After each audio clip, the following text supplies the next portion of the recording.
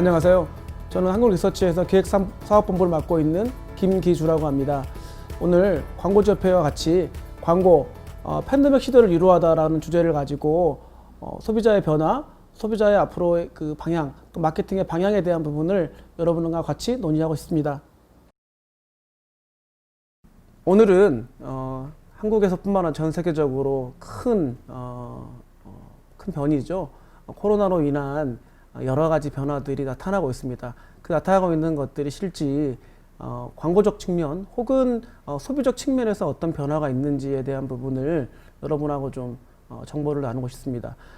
큰 주제는 뭐 보시는 것처럼 위축된 삶, 지속될 영향, 실용적 적응. 위축된 삶은 소비자 측면에서의 이제 삶의 변화를 얘기하는 것이고, 지속될 영향은 이 변화가 어떻게 될 것인지를 좀 보자. 그리고 실용적 적응은 광고주 혹은 광고 에이전시 입장에서 혹은 이제 마케팅하는 입장에서 어떻게 이 변화된 소비자들을 적용할 것인가, 이 부분들을 말하고 있습니다. 여기에 사용된 데이터는 저희가 코로나가 한참인 시즌은 2020년 4월, 5월 그리고 6월, 7월 이렇게 한 4개월 정도의 조사된 데이터를 기반으로 말씀드리고 싶고요. 비교 데이터는 전년과 비교하는 경우도 있고 과거 한 10년의 변화를 보는 경우도 있어서 데이터를 보면서 좀 말씀드리겠습니다. 크게 세 가지의 주제입니다만 사실 여기에 이제 한 가지가 좀 빠져 있어요. 이거는 코로나19와 연관되어 있지만 사실은 어떻게 보면 시계열적 변화에 대한 추적도 들어있는 자료들이 들어 있습니다. 일단 소비자의 일상생활이 어떻게 바뀌었나, 삶의 가치에 대한 부분은 어떻나에 대한 부분이 하나 있고요. 두 번째는 소비 태도와 양식에 대한 변화, 세 번째는 쇼핑 및 구매 행동의 변화. 자, 이와 같은 것들을 찾아서 저희는 이제 2021년이 이제 얼마 안 남았는데 향후 한국 사회에서의 마케팅 혹은 광고의 변화가 어떻게 돼야 될지를 문제를 좀 가지고 접근해 볼 필요가 있는 것 같습니다. 먼저 주요 인사이트만 간단하게 말씀드리고 본 내용을 시작하겠습니다. 주요 인사이트를 뭐 여러 가지를 볼 수 있겠습니다만, 첫 번째는 우리가 너무 다 경험하고 있겠지만 일상생활의 틀이 깨졌다. 완전히 이제 다른 생활을 살고 있는 거죠. 그 생활의 자체가 이제 의식주 내에서의 변화가 있을 뿐만 아니라 이런 변화들이 나름대로 오랫동안 지속될 거라는 예측들이 지금 존재하고 있습니다.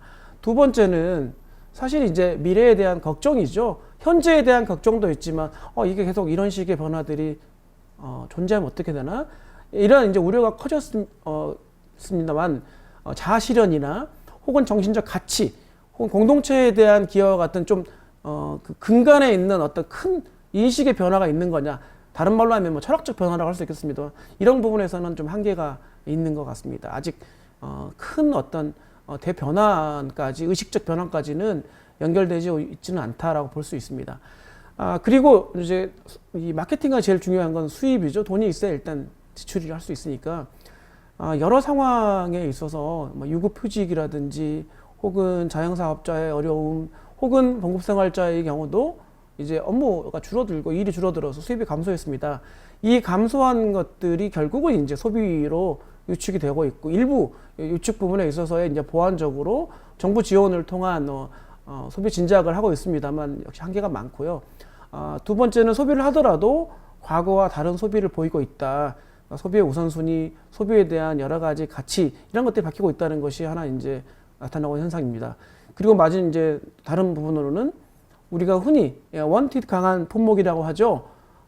이제 뭐 당장 안 사도 되지만 사고 싶은 내용들이 있는 의류, 문화, 또 이제 여행, 레저, 화장품 같은 것들이 이제 그런 제품들인데, 이런 것들은 소비가 크게 유축되고 앞으로 회복 가능성이 빠르게 올까에 대한 의심이 되고 있는 제품이고, 하지만 꼭 생활에 필요한 필수품, 식료품 같은 것들은 소비가 여전히 유지되고 있고, 완만한 소비 유축이 크게 폭발적으로 늘어났지만 소비 자체는 유축될 걸로 예상하고 있습니다. 거기에 더불어서 우리가 이제 큰 돈이 들어가는 것이죠. 내구재의 소비는 확연히 회복이 느릴 것이라고 예상되고 있습니다. 여기에 이제 재미있는 또 아이러니가 숨어 있는데, 내구재 중에서도 소형 가전이라든지 가격이 좀 낮은 것들에 대한 부분은 또 다른 형태의 어떤 소비 패턴들이 나타나고 있는 건데, 이거는 이제 다음 데이터를 통해서 말씀드리겠습니다. 그리고 우리가 오랫동안 소비의 어떤 이제 중독처럼 습관적 소비들이 좀 발생하고 있는데, 이런 습관적 소비를 바라보는 소비자의 태도가 좀 바뀌면서 습관적 소비 쇼핑이 좀 감소하고 있고요. 가능하면 이제 목적이 있는 목적 지향적 쇼핑이 크게 강화되고 있습니다. 더 큰 문제는 쇼핑하는 단계에 있어서의 어떤 과정의 주의. 그러니까 이제 뭘 하나 사더라도 그냥 사는 게 아니라 즉흥적 구매가 아니 굉장히 이제 좀 더 뎁스 있게 생각을 하고 검색하고 알아보는 과정들이 나오게 되는데, 이제 이런 과정들이 결국은 우리가 흔히 이야기하는 마케팅에서의 여러 포인트 혹은 홍보 혹은 광고적인 포인트에서 굉장히 이제 관찰을 깊이 있게 해서 우리가 대응해야 될 내용인 것으로 볼 수 있습니다. 뭐 누구나 예측하듯이 온라인 채널은 성장했고, 심지어 온라인 채널의 이용이 그동안 더디게 증가되어 있던 60대 이상에서도 온라인 채널이 주요 이제 채널이 되면서 실제 온라인 채널의 중요성이나 성장 가능성이 크게 좀 보여지고 있고요. 뭐 그동안 온라인에서 좀 약하게 판매되고 있던 식품류, 신선식품 같은 혹은 원재료 같은 것들도 온라인에서의 성장이 크게 유지되고 있습니다.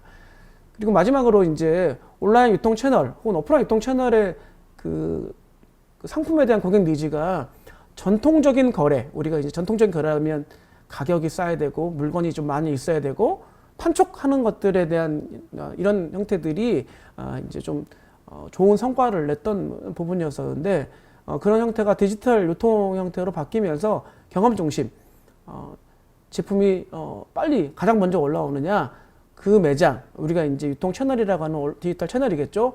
매장이 신뢰할 만한 것이냐, 또 상품이나 품질 자체가 안정성이 있느냐, 이런 것들이 이제 중요한 소비의 어떤 포인트로 나타나고 있는 겁니다.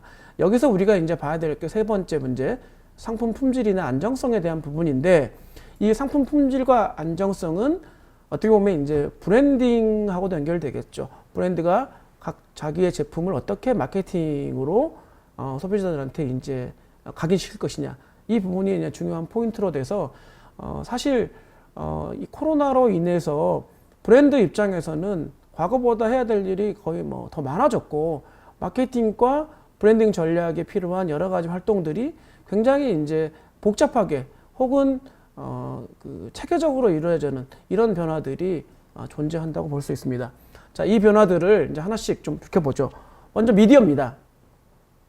우리가 다 누구나 코로나 때문에 집콕하고 외부 생활을 안 하면서 스마트폰 이용이 늘어나고, 또 상대적으로 미디어 이용 시간이 할 수 있는 가용 시간이 늘어나면서 뭐 많이 늘었을 거다라고 예측하고, 실제 이제 OTT 같은 스마트폰을 이용한 영상 이런 것들도 많이 늘었다고 합니다. 근데 이제 그 작년 말하고 올 초죠. 올 초 코로나가 한참일 때를 비교해 보면 재밌는 현상들이 나타납니다. 큰 것부터 먼저 보면 디지털과 아날로그에서 모두 변화가 나타나고 있는데, 아날로그에서 우리가 시장이 굉장히 그 감소하고 있었던 잡지 시장 같은 경우가 재택이 늘어나거나 혹은 시간적 여유가 늘어나면서 일부 열동률이 좀 올랐습니다. 잡지 같은 경우에 뭐 지속적으로 한 10년 정도 빠지고 있는 시장이었는데, 작년의 경우에 월간지가 열동률이 8.9%에서 10.3%로 11.8%로 늘었습니다. 그러면 사실 이게 지난 한 3년 동안 까먹은 거 다시 독자가 돌아온 것이거든요. 이게 이제 돌아올 것이냐, 뭐 여전히 이제 그 잡지가 가지고 있는 컨텐츠가 어떻게 하냐의 문제일 거고, 주간지도 늘었어요. 단 신문의 경우에는 이용자 수가 여전히 감소하는 것으로 나타나고 있습니다만, 신문의 이용자 감소 폭도 과거 3년 동안의 감소 폭에 비해서는 감소 폭이 좀 줄었습니다. 신문의 경우는 특별하게 이제 스마트폰을 통한 뉴스 이용 자체가 올 상반기에 폭발적으로 좀 늘었어요. 코로나 때문에도 늘었지만, 그다음에 뭐 선거 이슈라든지 그 외 여러 이슈 때문에 스마트폰을 통한 뉴스 이용이 늘었다고 하는 부분들을 우리가 이제 하나의 의미 있는 내용으로 봐야 될 것 같고, 그것 자체는 이제 디지털 내에서의 뉴스 이용률이 결국은 이제 오프라인 내에서의 신문 이용률과 어떤 그 통합적인 부분에서 증가 추세가 여전히 있는 거다. 마케팅 포인트를 온다 그러면 이 디지털 내에서의 뉴스와 연결된 광고 이런 부분들을 어떻게 할 거냐에 대한 부분이 이제 하나의 이제 의미 있는 인사이트가 있는 거라 볼 수 있고요. 두 번째는 이제 집콕이니까 집에 생활이 늘어나면서 기본 미디어 이용해서 집에 있는 미디어 이용이 늘게 됩니다. TV 중심의 미디어인데 TV 중심의 미디어는 우리가 아는 대로 지상파, 케이블, IPTV, 뭐 일부 이제 OTT도 있겠죠. 이런 것들인데 그런 부분들도 사실 뭐 늘었어요. TV도 뭐 늘게 되고 TV는 약간 지상파 TV는 좀 감소한 경향을 보이고 있습니다만 TV를 이용한 모든 컨텐츠 플랫폼의 이용은 증가한 것을 볼 수 있습니다. 특히 이제 증가가 많이 됐다고 볼 수 있는 게 이제 IPTV 가입자가 늘어나면서 IPTV를 통한 미디어 이용이 좀 늘어나는 부분이 있고요. 또 이제 디지털 내에서도 실제 스마트폰을 통해서 이용하는 이 접근 가능한 미디어 플랫폼들에 대한 이용도 크게 늘었습니다. 뭐 다음에 제가 제시할 데이터에도 그런 부분이 있습니다만 우리가 흔히 이야기하는 OTT 영상 짧은 영상이죠. 서비스에 대한 유튜브, 페이스북 영상 혹은 티빙이나 웨이브 같은 부분들 네이버나 다음을 통한 영상 이런 부분들이 굉장히 급격하게 늘어나고 있고 그 늘어나는 추세가 특정 타겟만에 늘어나는 게 아니라 우리가 이제 20, 30대들이 주로 이제 향유했던 그 플랫폼이었잖아요. 60대, 70대들도 일부 시장에서 유입되는 경향이 나타나고 있어서 굉장히 이제 다른 컨텐츠 전략이 필요하게 됐습니다. 젊은 친구들이나 혹은 뭐 중장년층의 컨텐츠를 중심으로 할 게 아니라 나이 든 분들의 컨텐츠도 이제 굉장히 소비가 늘어나고 있다는 것이죠. 그래서 이 미디어 이용해서의 컨텐츠 전략도 새로운 파트가 되고 있습니다. 그와 동시에 우리가 이제 단절이죠. 외부와의 단절, 사회 활동을 못 하고 있잖아요. 모임이 줄어들고 하게 되면서 나타나는 여러 가지 현상들 어떤 게 있냐면 단절이 되면 하는 게 이제 우리가 흔히 이야기하는 SNS 활동이 급격하게 늘어나고 있고요. 그 늘어나는 게 이제 좋으냐 나쁘냐에 대한 부분은 차치하더라도 실제 활동 자체에 좀 그 이용률이 적었던 50대 후반부터 70대까지도 SNS의 이용 자체가 새로 발생하고 있습니다. 이 새로 발생이라고 하는 부분, 이게 굉장히 중요한 포인트다 볼 수 있는데요. 디지털 기기, 디바이스의 이용이 익숙하지 않았던 타겟 소비자들이 그 스마트폰 혹은 태블릿 같은 디지털 디바이스의 이용이 이용 가능성이죠. 이용할 수 있는 능력이 늘어나면서 실제 우리가 20, 30대 중심으로 컸던 디지털 에어리어의 변화들이 굉장히 크게 나타나고 있고 그와 같은 것들이 단지 가치관 변화뿐만 아니라 생활 패턴에서도 변화가 되고 있고 광고 소비에서도 변화가 나타나고 있습니다. 그래서 이 부분들의 변화들이 미디어의 주요 변화들인데 이 디테일한 변화들에 대한 부분은 제가 보기엔 말로 직접 하는 데는 시간이 너무 많이 걸리고 자료로서 제가 이제 전부 분석된 자료들이 있는데 이 부분으로 아마 정리해서 보여드리고자 합니다. 필요하신 분들은 다운받을 수 있게 준비하겠습니다. 다음에 이제 저희가 미디어를 떠나서 첫 번째, 자 여러분 누구나 다 본인이 겪고 있는 소비자의 일상 및 삶의 가치 변화에 대한 부분을 말씀드리겠습니다. 뭐 당연히 코로나19로 일상생활이 변했겠죠. 근데 아직도 안 변한 사람이 있어요. 이거는 우리나라뿐만 아니라 다른 나라도 마찬가지입니다. 약 한 3분의 2 정도는 이 이상은 일상생활의 변화가 일어났고, 그다음에 이런 변화들이 한국인 전반에 큰 영향을 받았고, 특히 여성들, 이제 그 여성들과 영유아 자녀가 있는 혹은 취약 아동들이 있는 그런 가구에서 크게 나타나고 있고요.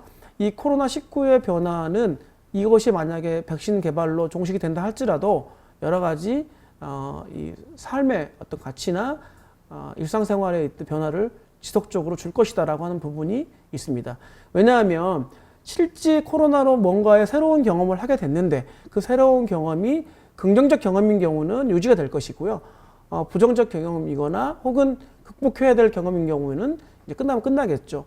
하지만 일부에서는 긍정적 경험들이 좀 나타나고 있어서 예를 들면 뭐 가족과의 밀접한 관계를 통한 새로운 어떤 그 삶에 대한 인식을 찾는다거나 혹은 내가 그동안 깊이 있게 일하느라 혹은 일상생활에 찌들려서 고민 못했던 본인들의 가치에 대한 부분들, 미래, 나는 누구인가에 대한 이런 사실 그 굉장히 철학적 부분들이 있는데 이런 부분들까지 이제 생각하는 것들이 좀 존재해서 크게 코로나 이후로도 약간의 그 삶의 변화들이 나타날 것으로 생각되고 있습니다.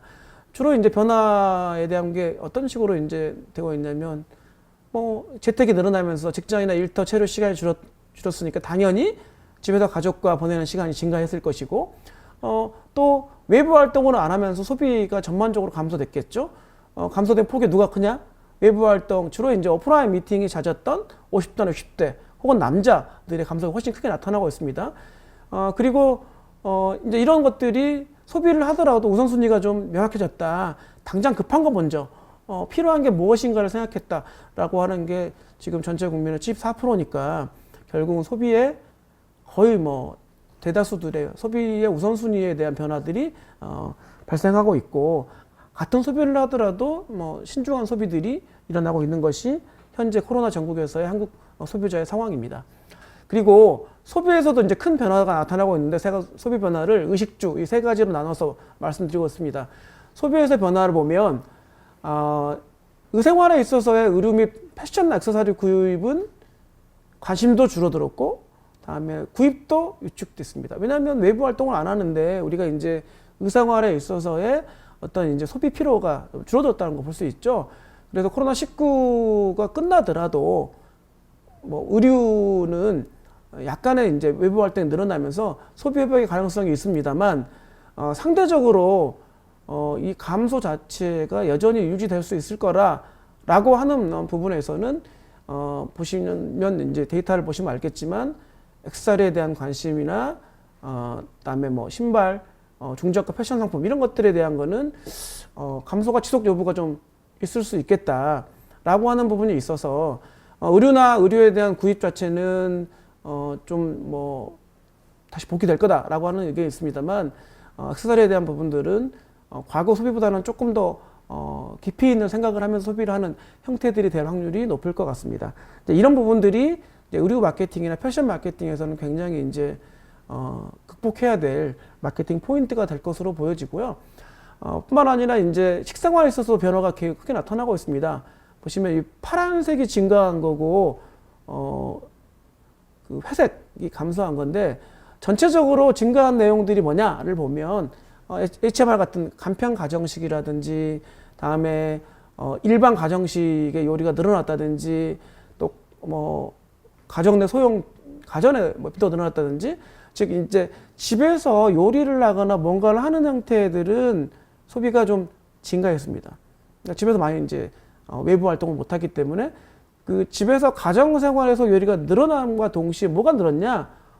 주방 생활을 해보니까 주방 가전, 소형 가전 이런 것들이 주는 솔솔한 이 감성적 터치들이 발생하게 되는 거예요. 그러니까 주부만 했던 것들이 이제 남편들도 주방에서 여러 가지 활동을 하게 되고 아이들도 중고 대학생 아이들은 집에서 뭔가를 이제 하게 되는 게 되면서 실제 대형 가전보다는 소형 가전의 어떤 그 새로운 시각들이 나타나고 있고 소비에서도 소형 가전에 대한 소비가 최근에 좀 증가한 것들이 나타나고 있습니다.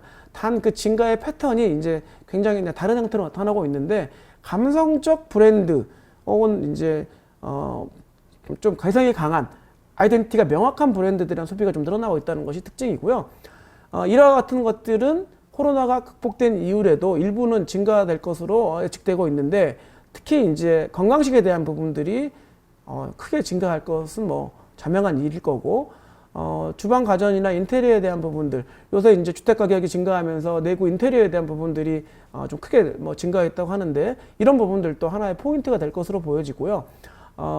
가정의 소형 가전에 대한 그 증가, 소비 증가에 대한 부분도 여전히 나타날 것으로 보여 있습니다. 하지만 우리가 이제 코로나 전국에 많이 이용했던 가정 간편식 이런 것들에 대한 부분 또 집에서 식사 부분은 여전히 이제 코로나가 끝나면 조금 더 감소할 수 있는 부분이 있을 거라고 보여지기 때문에 이 부분들은 이제 소비 패턴의 변화에 따라서 마케팅의 활동에 대한 부분들도 변화가 돼야 될 것입니다. 그리고 주생활의 변화에 있어서 여러 가지 변화들이 나타나고 있는데, 집에 이제 있다 보니까 뭐 너무 쉽게 할 수 있는 거죠. 집안 청소를 많이 하게 돼요. 청소를 많이 하게 된다는 이야기는 가정 실내 환기라든지 뭐 클리닝 이런 부분들에 대한 관심이 늘어나면서 그런 제품들의 소비가 굉장히 이제 크게 늘어나고 있는 것이 발견되고 있고요. 가정 환경에 관심이 늘었다는 거는 에어 클리너라든지 혹은 뭐 같은 이제 에어컨도 어떤 기능이 있느냐에 대한 부분도 있고, 그다음에 실내 인테리어 약간의 이제 소품이 되는 것들에 대한 소비들 관심도 증가되고 있습니다. 그리고 이제 큰 게 이제 우리가 흔히 이야기하는 홈 트레이닝 시장입니다. 홈 트레이닝 시장은 굉장히 이제 성장이 되고 있고, 그 부분들에 대한 소비도 크게 늘어나고 있는 걸로 좀 데이터가 나오고 있고요. 홈 가드닝도 마찬가지로 굉장히 큰 시장으로 성장하고 있습니다. 우리가 홈에 작은 이제 그 꽃이나 화분 혹은 그 실내에서의 여러 가지 이제 야채나 채소를 가꾸는 이런 부분들이 좀 증가하고 있다는 걸 볼 수 있고요. 이런 부분들은 앞으로 코로나가 끝나고도 증가될 거라고 각각 소비자를 이야기하고 있거든요. 그 말은 실제 그런 것들이 그 각각의 어떤 삶의 어떤 행복감 이런 것들을 주는데 좀 도움이 된 것으로 표현되고 있습니다. 그래서 실제 일상생활 및 삶의 가치 변화에 대한 부분에 있어서 중요한 포인트가 아까 뭐 이미 말씀드렸습니다. 건강이 중요하다라고 하는 인식이 뭐 이제 아주 기본적인 형태로 이제 자리 잡을 거라고 하는 부분이고, 영양가 있는 음식, 건강과 연결된 음식에 대한 부분도 늘어날 거고, 운동, 해야겠구나, 스트레스 받지 않도록 뭘 할 것인가에 대한 것들이 코로나 이후에도 지속적 관심을 가질 걸로 보고 있고요. 가치관 변화에 있어서는 이제 좀 재밌는 내용들이 있습니다. 작은 즐거움, 소소한 재미에 대한 중요성이 높아졌다고 하는 것이죠. 누가? 여성이라든지 젊은 20대, 이제 그 아이가 있는 가구들. 그래서 우리가 항상 큰 거대한 이런 것들에 담론에 모여 있던 것이 행복은 작은 곳에도 올 수 있구나. 이제 이 코로나가 한국인들한테는 작은 행복에 대한 어떤 부분들을 좀 각인시키고 있다라고 하는 부분이 발생하고 있고요. 두 번째는 과거에 우리가 대부분 경제활동 혹은 외부활동을 하다가 소홀히 했던 가족에 대한 소중함 자체가 크게 증대되고 있다라고 하는 것입니다. 그래서 이 가족과 누리는 뭔가의 사람들이 좀 증대할 걸 보여주고 있고요. 뭐 전에도 말씀드렸지만 기존 삶에 대한 성찰이 좀 늘어나고 있어서 이 부분이 이제 여러 가지 삶의 태도에 대한 변화를 줄 것이라고 볼 수 있습니다. 두 번째는 소비 태도와 양식입니다. 실제 소비 태도가 어떻게 됐냐라고 하는 걸 좀 봐야 되는데, 소비가 바뀌었죠.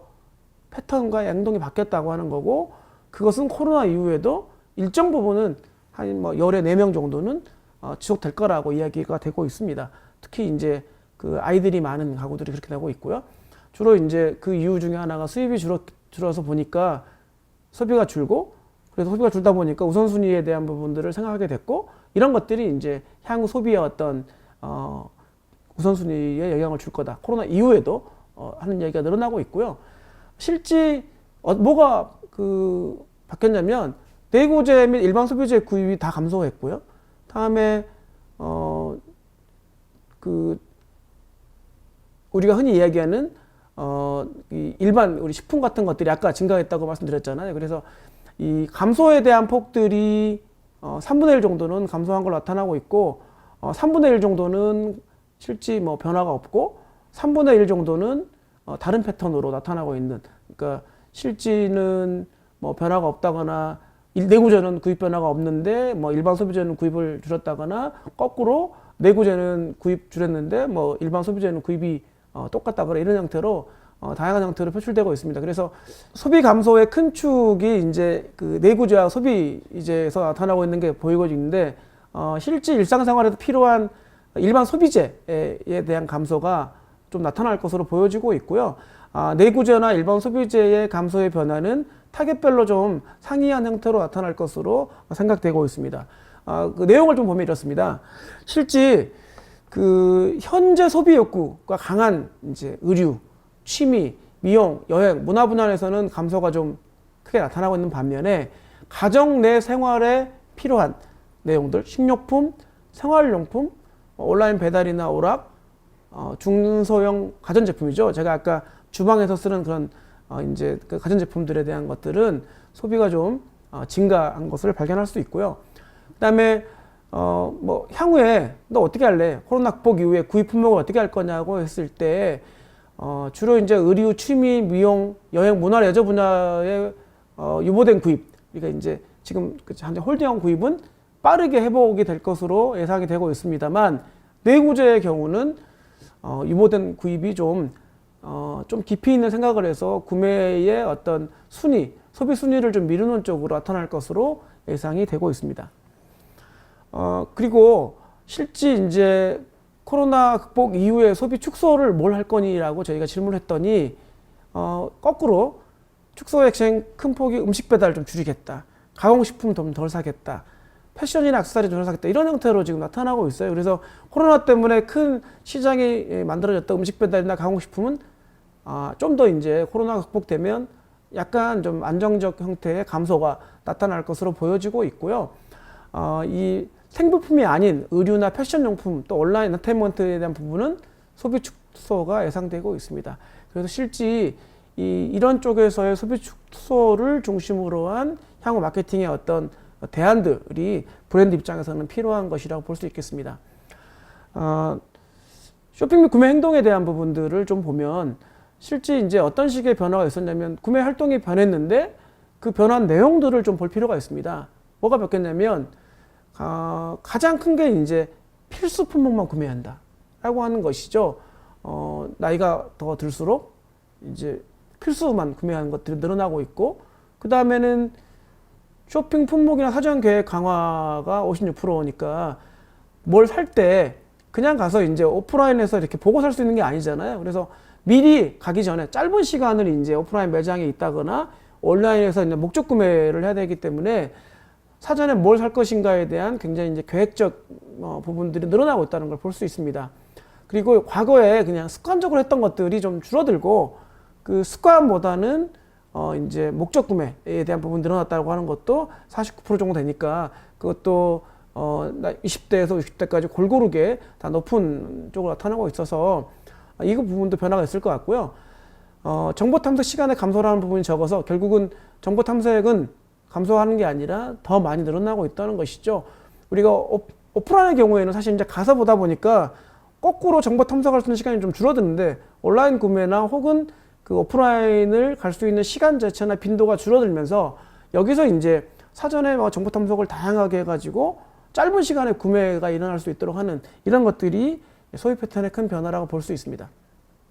이 이야기는 기존에 우리가 몇몇 브랜드, 대형 브랜드 중심의 소비라고 하는 것이 굉장히 다양한 소비자들이 정보를 찾으면서 발견된 제품 혹은 브랜드 소비로 변화되고 있는 것이 있어서 마케팅 내에서의 이제 각 브랜드가 다양한 소비자한테 어떤 인상을 줄 거냐, 이미지를 줄 거냐, 다른 말로 하면은 학술적으로는 브랜드 아이덴티티란 말을 쓰고 있습니다만 이 부분이 굉장히 이제 중요한 마케팅의 이슈이고 브랜드가 해야 될 내용으로 볼 거라 볼 수 있습니다.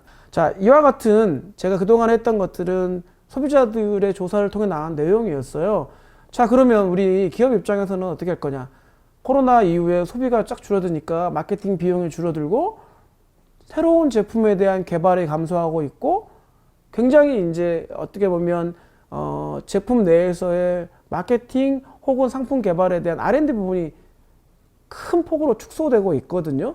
그 영향으로 광고회사라든지 저희 같은 조사회사라든지 마케팅을 중심으로 하는 컨설팅 회사가 좀 줄어들고 시장 자체가 줄어들고 있는데 하지만 우리는 온라인 시장은 좀 늘었다고 이야기를 많이 하고 있어요. 온라인 광고 같은 경우는. 근데 이제 여기서 이제 몇 가지 짚어볼 포인트가 있습니다. 첫 번째, 2021년, 이건 21년일지 아니면 2021년 이후가 될지도 모르겠습니다만 이건 우리나라뿐만 아니라 전 세계적으로 똑같은 주제로 얘기하고 있습니다. 브랜드 신뢰에 대한 노력을 어떻게 할 거냐. 자, 여기서 브랜드 신뢰라고 하는 건 뭐냐면 결국은 우리가 소비자와 제품 혹은 이제 우리가 흔히 얘기하는 이 기업들의 관계가 어떤 관계냐에 대한 이제 그 개념이라고 볼 수 있는데요. 내가 내 물건을 사서 이윤을 내주고 단지 그냥 소비자로서의 한 축이냐, 서로 어떤 특정 제품을 같이 만들어가고 시장을 만드는 기업을 같이 성장시키는 중요한 소스로서의 소비자냐 이 부분들이라고 볼 수 있는데 그래서 이 브랜드 신뢰에 대한 노력이 굉장히 중요한 화두로 나타나고 있고 그런 노력들이 진정성이라는 단어를 통해서 나타나고 있습니다. 그래서 이 최근 광고에 보면 진정성이라는 부분들이 용어로서 좀 나타나는 것들이 많이 있어요. 뭐 소셜 미디어에서도 많이 나타나고 있고요. 그 진정성이라고 하는 개념에서 이제 2019년 중반에 EBS에서 이 진정성의 시대라고 하는 다큐 프라임을 한번 만든 적이 있었어요. 그 내용이 뭐였냐면 자, 왜 소비자가 진정성을 추구하는 것인가? 그 진정성이 마케팅에 어떤 변화를 주고 제품에 어떤 변화를 주는가에 대한 이슈였는데 결국은 진정성이라는 부분은 소비자들이 가지고 있는 그 제품 소비의 핵심 가치다라고 하는 거였습니다. 그래서 이제 거기서 다룬 내용은 주로 이제 명품들이 왜 제품 그 원가에 비해서 큰 비용으로 사람들이 그 구매하는 마음, 좋은 마음을 가지고 구매하고 있는가에 대한 게 이제 그 진정성이 얼마나 담겨 있는 거냐 이런 것들도 이야기했고요. 소비의 진정성을 추구하는 집단이 미래 소비를 이끈다는 이야기도 거기에 나오고 있습니다. 그 소비의 진정성이라 함은 더불어 사는 삶, 환경과 뭐 전 지구적 공동체 의식에 대한 부분 이런 것들이 좀 연결돼 있거든요.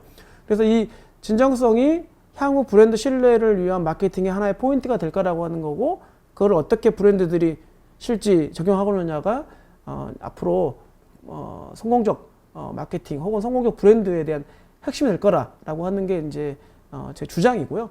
두 번째는 타겟 고객의 세분화 전략입니다. 같은 과거에 뭐 20대만 30대만 했던 것들이 아까 제가 이미 코로나 때문에 변화된 굉장히 다양한 서칭과 탐색을 통해서 트라이얼, 새로운 구매 경험이 늘어남으로 인해 나타난 선택의 다양성이라고 하는 것이죠. 특정 제품 한 개만 사는 게 아니라 우리가 이제 메가 브랜드들은 그거 하나만 소비했던 것들이 작은 브랜드의 어떤 틈새, 니치 마켓에 대한 것들이 발생하고 있고 그 브랜드를 효과적으로 잘 전개한 제품들이 시장에서 좋은 성과를 내고 있는 것이 특징인데 결국은 다양한 세분 타겟별 거기에 맞는 브랜드 아이덴티티를 어떻게 만들 거냐에 대한 차별화가 이제는 마케팅의 중요한 포인트가 될 거다. 과거에도 그래왔지만 앞으로 더 심화될 거라는 부분이고요. 세 번째 핵심 이슈는 코로나 때문에 나타난 뭐 큰 문제, 큰 이슈, 큰 변화를 하나만 딱 얘기한다면 디지털입니다. 그 디지털 마케팅에 대한 이제 이슈가 지금까지는 주로 이제 그 양적 접근에 대한 효과를 중심으로 했습니다. 하지만 앞으로는 질적 접근에 대한 부분들이 굉장히 중요한 화두로 나타날 거고 왜냐하면 과거보다는 이제 써야 되는 돈이 엄청나게 늘어났기 때문에 비용 효율을 따질 수밖에 없겠죠. 즉 디지털 마케팅을 정교하게 하고 효과에 기반한 그 플래닝 전략 혹은 이제 그 마케팅 플래닝을 하게 될 경우 효율이 이제 높아지면서 뭐 크게 성공을 할 수 있기 때문에 ROI에 대한 부분들이 높아날 거다라고 하는 부분이고요. 이 ROI는 ROAS겠죠. Return of Advertisement Spending이니까 디지털 스펜딩을 어떻게 할 거냐에 대한 부분이 조금 더 정교했으면 좋겠다라고 하는 것이 이제 이슈이고 그 정교화되기 위해서 지금처럼 공급자 중심의 양적 정보를 주는 것을 넘어서 공급자가 아닌 제3자 중심의 질적 정보와 약간 오디팅이 가능한 검증 정보를 주는 형태들이 시장이 좀 존재해야 되고 만들어내야 된다. 이것은 이제 디지털 마케팅을 하는 업체의 문제뿐만 아니라 광고주나 이 에이전시 혹은 조사 회사 혹은 마케팅 회사가 모두 다 같이 공동으로 개발될 내용이라고 볼 수 있습니다. 디지털이 오프라인과 아날로그 시장과 다른 형태로 양적 숫자를 제공하고 그것을 효율 지표라고 쓰고 있습니다만 사실 거기에는 이제 중요한 게 하나 빠져 있어요. 이 소비자라고 하는 사람이 빠져 있습니다. 이 사람을 어떻게 디지털과 연결해서 카운팅할 수 있을 거냐 이 부분이 지금 빠져 있는 게 많습니다. 그래서 그거를 할 수 있도록 하는 디지털 마케팅의 정교화 혹은 뭐 실질화라고 볼 수 있고 이런 것들에 대한 것이 이제 해야 될 과제이고 해야만 되는 것이라고 볼 수 있습니다. 다음에 네 번째는 코로나 때문에 나타나는 것은 아닙니다만 에이징 비즈니스의 강화입니다. 우리가 광고 시장에서 핵심은 대부분 50대까지를 많이 보고 있어요. 하지만 코로나가 발생하고 보니 50대, 60대, 70대들도 시장의 소비자였습니다. 온라인 내에서도 마찬가지고, 그리고 실제 50대들이 쓰고 있는 이 지출의 여력이나 그 소비의 여력이라고 하는 것은 뭐 과거에 역사 이래로 가장 큰 시장을 가지고 있는, 가장 인구가 많거든요. 50대가 시장이어서 향후 이제 브랜드들이 상품을 개발하거나 유통 마케팅을 할 때 이 에이징에 대한 부분, 우리가 이제 에이징 비즈니스가 굉장히 약한 나라 중에 하나입니다만 아직 관심도 좀 적게 나오고 있고, 우리는 단지 그냥 뭐 액티브 시니어, 실버 마케팅 이런 걸로만 보고 있는데 조금 더 약간 더 그 실질적인 단계로 내려와서 에이징 자체를 하나의 비즈니스로 보고 에이징을 통한 브랜드 전략이라든지 마케팅까지를 강화하는, 또 새로운 시장을 발견하는 이런 부분들이 아마 기업 입장에서 중요한 이슈일 거라고 보여지고, 이것들을 먼저 하는 기업들이 시장에서 선도하는, 앞으로 미래를 선도하는 시장이 될 거라고 저는 판단하고 있습니다. 그래서 이 마지막 네 가지 이슈는 어떻게 보면 해야만 되는, 꼭 필요 충분적으로 해야만 되는 내용들을 저는 던진 거라고 보고 있고요. 이것들을 어떻게 할 것이냐에 대한 부분은 여러 이제 그 관련된 산업에서 공동으로 좀 개척해야 되는 내용이라고 볼 수 있습니다. 오늘은 2020년 정말 전 세계적으로 큰 영향을 주고 있는 코로나라고 하는 이 팬데믹 상황에서 한국 소비자들이 어떤 식의 인식과 태도 혹은 행동의 변화가 있는지를 좀 봤고요. 실제 그 변화가 앞으로 지속될 것인지 아닌지에 대한 부분들을 같이 좀 봤습니다. 그리고 그 변화에 따라서 기업들은 혹은 에이전시는 혹은 조사에서는 마케팅 활동은 어떻게 해야 되는지에 대한 문제를 던지는 쪽에 포인트를 줬기 때문에요. 구체적인 답과 앞으로 어떻게 해야 될지에 대한 거는 향후 기회가 있다 그러면 또 한번 이 토론의 주제로서 혹은 이 논의할, 협의할 주제로서 할 수 있는 시간을 가졌으면 좋겠습니다. 이상까지 들어주셔서 감사합니다. 이상입니다. 저희가 미리 준비한 질문이 하나 있거든요. 영상 한번 보시고요. 거기에 혹시 적절한 답이 있을지 한번 부탁을 드리려고 합니다. 네, 알겠습니다. 네, 영상 한번 보시죠. 네, 안녕하세요. 저는 잡코리아 마케팅팀에서 근무하고 있는 장도영이라고 합니다. 제가 궁금한 점은 저희의 메인 타겟들이 20대와 30대들인데요. 최근에 이 타겟들의 동영상 콘텐츠 소비 미디어가 TV에서 OTT 쪽으로 많이 넘어가고 있는 상황입니다. 이런 상황에서 TV 광고에 대한 효과성이 좀 의문이 생기는데요. 아무래도 다른 광고들이 나왔지만은 초반의 임팩트라든지 브랜드 인지도 견인에 있어서 TV만큼 강력한 미디어가 없다고 생각하는데, 이런 상황에서 저희 같은 마케터들이 취해야 할 대비책이라든지 혹은 새로운 좀 방향성에 대해서 답변을 듣고 싶습니다. 네, 아마 그 20, 30대를 타겟으로 한 온 오프라인 광고를 같이 하고 있는 모든 브랜드 기업들은 같은 고민을 하고 있을 것으로 생각하고 있습니다. 실제 그 잡코리아에서도 마찬가지겠지만 디지털 광고를 중심으로 했던 잡코리아가 최근에 이제 오프라인 쪽 TV 광고도 하고 있고, 또 TV 광고를 하다 보니까 이게 일부는 이제 온라인 광고를 아마 늘려야 되는데 그거에 대한 효과를 높이기 위한 여러 가지 고민이 있을 걸로 보여집니다.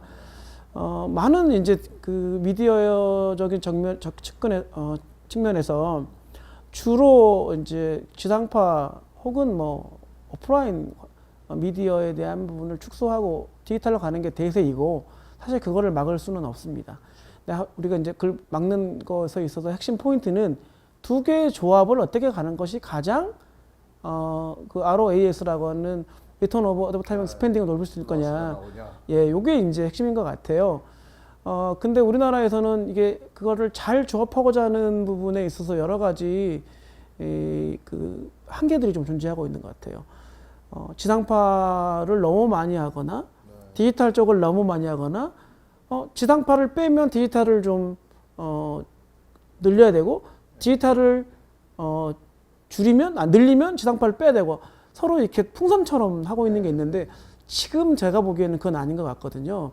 그래서 지상파가 원하는 목표라고 하는 것은 아까 우리가 이제 제가 말씀드렸지만 주로 이제 기업에 대한 어웨니스라든지 신뢰라든지 이런 부분들을 주는 데는 굉장히 이제 효과적인 매체로 하고 있고, 디지털 쪽은 실제 모든 사람들이 특히 이제 타겟들이 이용하고 있는 부분이기 때문에 어떻게 하면 그 특정 이슈, 특정 이제 기업이거나 특정 브랜드들에 대한 부분들을 지속적 접촉을 이룰 수 있거나 프리퀀스 베이스의 이제 미디어로서 역할을 하고 있는데, 그 프리퀀스 베이스의 미디어 역할이 현재 객관적으로 검증이 좀 안 되고 있다는 게 문제입니다.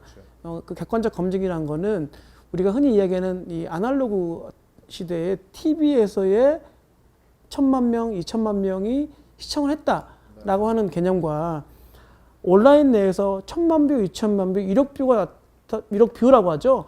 나타났다는 게 이게 어떤 의미가 있는 거냐에 대한 두 개의 관계 정립이 지금 안 돼 있어요. 심지어 1억 뷰가 나와도 TV에 100만 뷰만도 못할 수도 있고 100만 명만도, 여기가 1,000만 뷰가 나왔는데 TV랑 동일한 혹은 TV보다 약간 적은 수준의 효율을 넣을 수 있는 거거든요. 그게 이제 과연 검증이 되느냐라고 하는 부분이고, 현재까지 나타난 결과는 온라인이 실질적인 효율에서는 이 아날로그 매체에 비해서는 좀 떨어지는 게 있다. 그 이유는 이제 광고 회피를 할 수 있는 게 너무 용이하기 때문에라고 하는 것이죠. 그래서 오히려 두 개를 어떻게 조합할 거냐에 대한 고민보다는 저는 이제 이 광고의 크리에이티브 전략을 완전 다르게 가야 된다라는 쪽에 좀 제안을 해드리고 싶고요. 디지털 내에서는 짧게는 1.5초, 길게는 3초 내에 내가 원하고자 하는 말을 전달할 수 있는 크리에이티브가 뭐냐, 이런 쪽에 좀 포인트를 둬서 접근하게 된다 그러면 이 광고 효율을 높이는 데 도움이 될 것 같고요.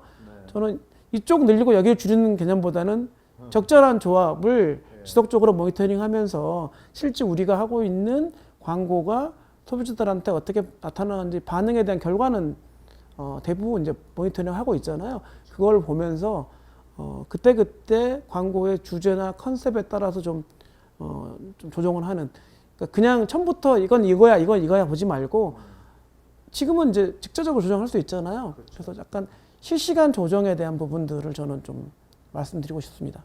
질문 한 개가 더 있는데요. 코로나 때문에 어쨌든 오프라인 매장이 고민이다. 아까 이미 말씀하셨지만 뭐 대형마트, 백화점 전부 뭐 작은 샵, 동네 샵들도 고통을 겪고 있는데, 스포츠 패션 업종인데요. 질문하신 마케터는 온라인으로 넘어가면 되지 않니? 그런데 오프라인을 줄일 수가 없대요. 매출도 나오고 또 뭐 이 존재해야 되는 이유가 있으니까요. 브랜딩 측면에서도 그렇고 경쟁 측면에서도 포기할 수가 없습니다. 자, 그러면 온라인 고객 경험을 어떻게 오프라인 경험하고 그렇게 좀 연결하고 좀 어떻게 좀 방법이 없습니까? 묘수를 좀 알려주세요. 이런 거. 네, 뭐 아마 2020년에 모든 패션 브랜드들이 이와 같은 동일한 문제를 가지고 있을 것으로 보여집니다. 이거는 이제 패션이라고 하는 어떤 특징적인 뭐 이슈가 아마 영향을 주고 있는 것으로 보여져요. 오프라인이라고 하는 것 자체가 그냥 구매 장소로서만 쓰여지는 게 아니라 거기 내에서 이제 그 유저 익스피리언스라고 하는 경험, 예보보고 느껴보고 또 같이 오는 사람들하고 비교해보고 이렇게 하는, 이제 이게 물건을 가지고 직접 옷을 입으면서 하는 거잖아요. 그래서 이거는 코로나가 끝나면 조금은 극복이 될 것 같아요. 네. 단 그 온라인 내에서의 어떤 행동이 과거처럼 그냥 판매, 유통 채널로서만 할 거냐에 대한 부분은 이제는 각성을 해야 된다, 바뀌어야 된다고 하는 거죠. 유통 채널로서만 역할을 할 게 아니라 유저가 실제 오프라인 매장 가서 느끼는 것 같은 선택할 수 있는 것들을 게임처럼 할 수 있는 그런 식의 어떤 유통 채널의 모양을 디지털 익스피리언스를 할 수 있도록 만들면 좋겠다. 그 디지털 익스피리언스는 그 브랜드를 느끼고 보고 비교하고 이런 것만 있는 게 아니라 내가 직접 온라인상에서 조립도 해보고, 그러니까 조립이라는 개념은 약간의 이제 이 옷도 입혀보고 저옷도 입혀보고 컬러도 바꿔보면서 나하고 일체감을 시킬 수 있는, 내가 입었을 때 어떻지? 라고 하는 걸 볼 수 있는 이런 식의 이제 약간의 이제 디지털 쇼룸? 이런 것들을 좀 뭐 하게 해가지고 익스피리언스를 느끼게 한다거나, 그다음에 전에 제가 발표한 내용을 드린 게 있었습니다만 사람들이 정보 찾는 기간이 더 길어졌어요. 심사숙고한다는 이야기 있잖아요. 그 심사숙고한다는 이야기는 그만큼 여러 가지를 정보를 찾는 거기 때문에 그 찾는 정보가 무엇냐에 대한 디테일한 것들을 쉽게 찾을 수 있도록 제공을 해야겠죠. 단지 브랜드의 정보, 브랜드 컨셉이 이렇다 이런 것뿐만 아니라 각 더 그 구체적이고, 이용자들의 라이프 스타일과 연결된 디테일한 것들, 이럴 때 이 버튼이 참 좋았다든지 이런 것들을 보여준다거나, 그러니까 어떻게 보면 친절한 브랜딩이 되면 좋겠다. 굉장히 다양한 형태의 이 브랜드 혹은 이 패션 아이템 것들이 활용되고 쓰여지고 느껴지고 있는 거를 좀 쫙 보여주면서 너는 그중에 뭐니? 제가 아까 이런 이야기 했었을 거예요. 브랜드 아이덴티티가 다양한 타겟 세그멘테이션별로 다 다르게 나타나야 된다. 그렇죠. 네. 다 줘야 된다는 얘기죠. 예. 하나의 브랜드임에도 불구하고 20대가 주는 생각, 30대가 주는 생각, 40대가 주는 생각이 다르게 표현되고 나타나고 느껴질 수 있도록 주면 좋겠다. 이게 이제 제 생각입니다. 그렇죠. 네, 오늘 저도 크게 배웠습니다. 온, 오프, 아날로그, 디지털 이렇게 좀 흑백으로 생각하지 말고 좀 절묘하게 잘 어우러서 마케팅을 하라. 이런 참 조언을 잘 맞습니다.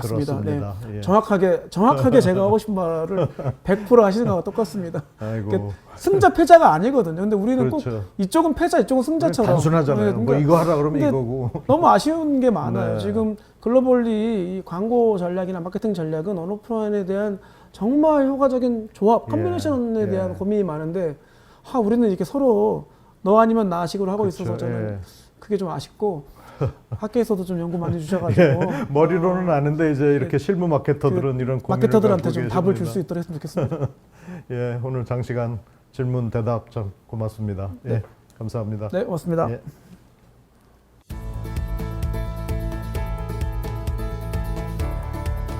안녕하세요. 코바코 연구소의 박종구입니다. 코로나 때문에 올해는 랜선으로 인사드리게 되었습니다. 내년에는 꼭 오프라인에서 얼굴 마주보는 광고주 대회가 열리길 바라겠습니다. 오늘 나누고자 하는 이야기는 TV PPL 광고 효과입니다. 여러분과 함께 다양한 데이터를 통해서 TV PPL의 숨겨진 시청자들을 찾아보겠습니다. 그럼 잠시 후에 뵙겠습니다. 오늘 말씀드릴 내용은 TV PPL 광고 효과에 관한 것입니다. 표지에서 보이는 그림은 피카소가 그린 우는 여인입니다. 우는 여인에서 말하고자 하는 내용은 어떤 현상을 볼 때 다양한 각으로 입체적으로 보아야 보다 진실에 가까워질 수 있다는 메시지를 전하는데요. 오늘 드리고자 하는 말씀과 굉장히 유사한 부분이 많아서 가져와 보았습니다. TV PPL 효과가 있느냐 없느냐, 제대로 측정되고 있느냐에 대한 많은 이야기들이 이루어지고 있습니다. 현재 TV PPL을 얘기할 때는 본방의 실시간 시청률을 위주로 이야기를 하지요. 근데 이 TV PPL을 측정할 때 과연 실시간 본방송의 시청률 또는 시청자 수만을 가지고서 이야기하는 것이 과연 TV PPL 광고 효과를 합당하게 측정하는 것일까라는 의문이 계속 남습니다. 오늘 말씀드릴 내용은 잊어버린 시청자를 찾아보자는 것입니다. 현재는 TV, 아까 말씀드린 것처럼 본방송의 시청자 수만 갖고 얘기하는데요. 지금 측정되고 있지 않은 영역들, 대표적으로 보게 되면 재방송에 있어서의 시청자 수, 그 다음에 우리가 흔히 말하는 엔스크린 시청자 수는 포함되어 있지 않습니다. 그리고 또 하나, 이제는 시청률만 가지고서는 어떤 시청 행위를 다 담지 못하고 있기 때문에 점점점 시청 지표를 보완하는 보완 지표에 대한 필요성에 대한 그 이야기들이 많이 나오고 있습니다. 대표적으로 온라인 버즈에 관한 것이죠.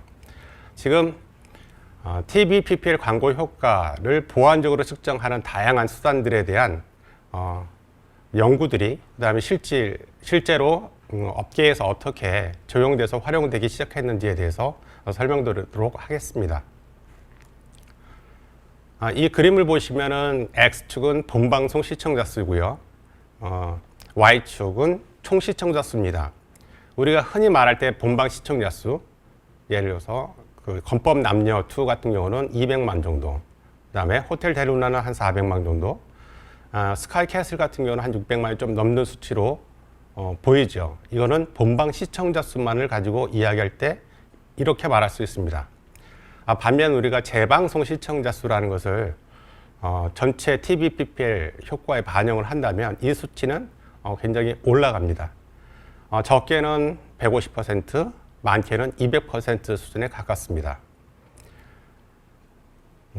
이 지금 재방송 시청자 찾기는 TV PPL 중에서 본방에서 놓치고 있는 재방송 시청자 수를 측정하기 위한 방법들인데요.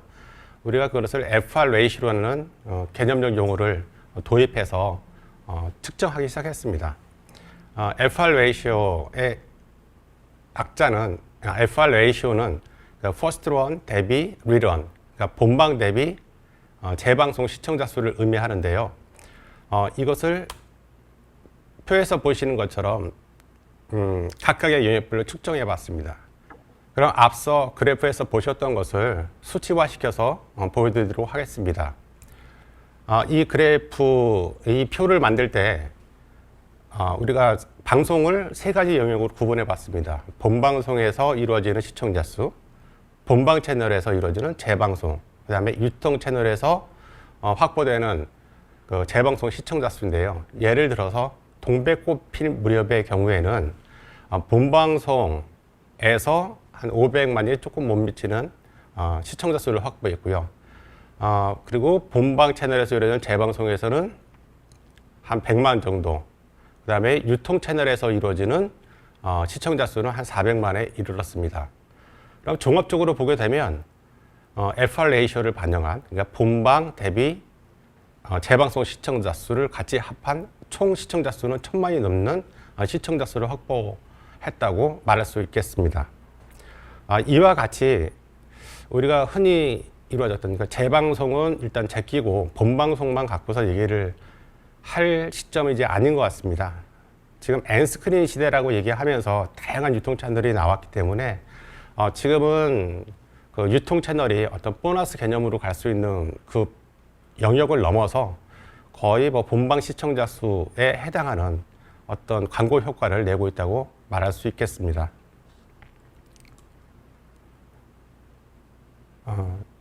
실시간 방송의 재방송 시청자 수 말고도 TV PPL의 노출 효과를 높일 수 있는 부분은 다양하게 있습니다. 지금 측정되지 않은 영역들, 다시 말해서 흔히 말하는 시청자 분화, 예전에는 특정 스크린에 모여 있었다면 지금은 N스크린 시대로 다양한 플랫폼을 통해서 시청자들이 컨텐츠를 이용하고 있습니다. 노출과 관련해서는 대표적으로 모바일, PC에서 이루어지는 실시간, 비실시간, 그 다음에 TV에서 이루어지는 VOD 컨텐츠에 대한 시청 자수, 이런 부분들은 아직 파악되고 있지 않죠.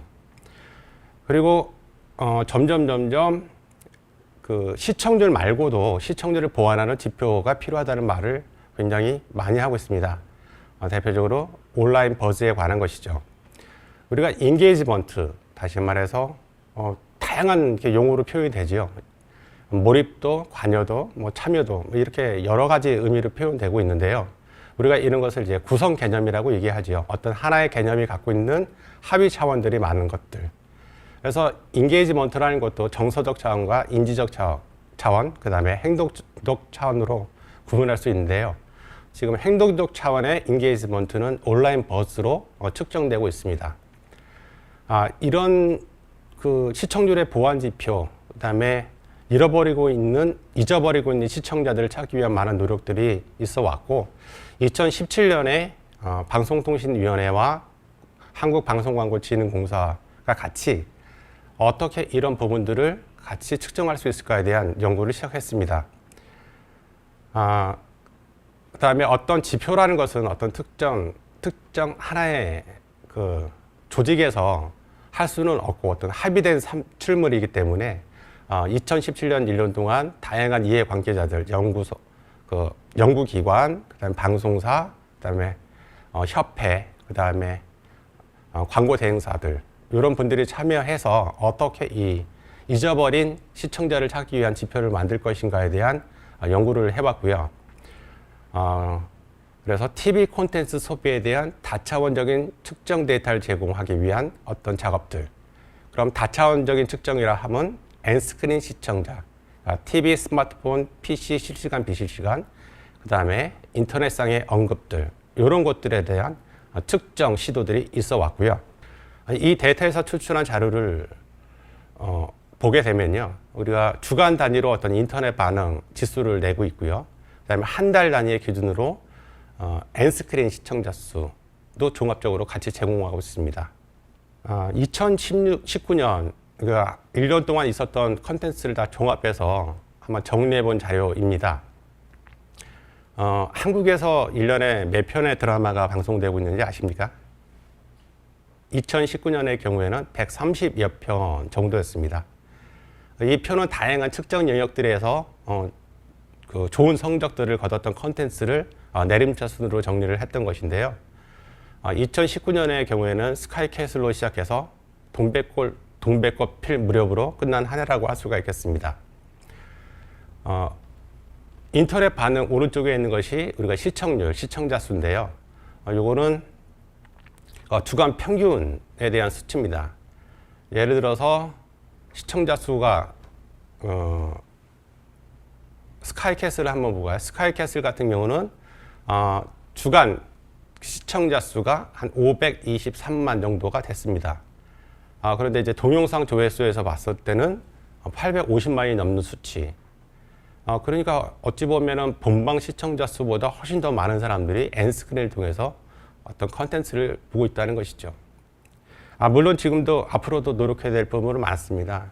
시청 지표 같은 경우에는 그 프로그램을 1분 이상 본 사람들의 평균 시청자 수를 의미하는 반면에 동영상 조회수 같은 경우에는 이렇게 짤막한 컨텐츠도 있을 수 있기 때문에 단순 비교하는 것은 좀 어렵지만 그래도 지금까지는 제대로 측정되지 않았던 엔스크린 상에서의 TV 컨텐츠 이용을 이렇게 측정할 수 있다는 어떤 시작점을 제공한다는 면에서는 충분한 의의가 있다고 생각합니다. 아까 말씀드렸던 거는 이게 시청을 보완하는 지표, 엔스크린 시청이었다면 이제는 버즈라고 하는 것은 이게 시청률의 보완 지표. 시청률은 얼마나 많은 사람들이 보았느냐를 의미한다면 버즈라고 하는 것은 참여적 관심이라는 표현으로 지금 해석되고 있습니다. 대표적인 게 게시글이라고 생각을 하는데요. 게시글의 경우에는 이것도 주간 평균 수치입니다. 그래서 일주일 동안 10,000개가 넘는 게시글들이 올라온 컨텐츠도 상당히 있고요. 여기에 따라서 올린 게시글에 대한 댓글을 남기는 시청자들도 굉장히 많죠. 댓글의 수는 이것보다 훨씬 많은 10배 이상의 많은 댓글들이 일어나고 있습니다.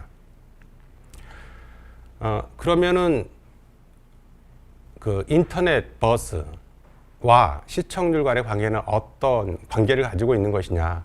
만약에 시청률과 인터넷 반응이 거의 같은 패턴을 보인다고 하면 굳이 인터넷 반응을 조사하지 않더라도 될 것 같습니다.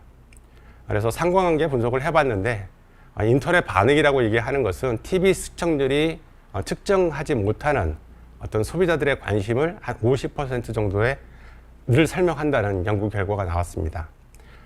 보다 자세한 내용은 여기서 제시한 참고문헌을 참고하시면 도움이 될 거라고 생각합니다.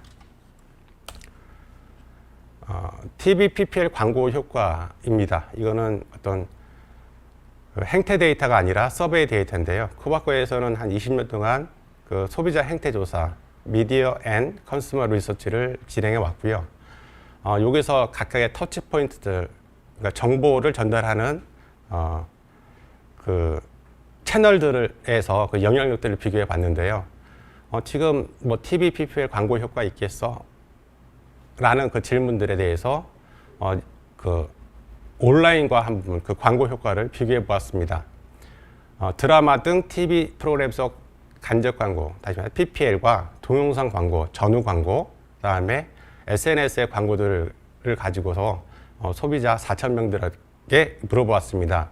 각각의 광고 유형별로 어떤 것들이 영향을 미치는지 살펴보았는데 우리가 흔히 TV의 광고의 경우에는 브랜드 인지에만 그 영향을 주고 그 밖에 그 정보 전달이라든지 관심을 불러일으킨다든지 구매 의사 결정에 영향을 준다든지 그런 거는 큰 영향이 없을 거라고 얘기를 하는데요. 실제적으로 소비자들한테 물어봤을 때는 동영상 광고나 SNS보다 PPL이 모든 구매 결정 단계에서 온라인 광고 대비 결정력을 보유하고 있다는 결과를 보여주고 있습니다.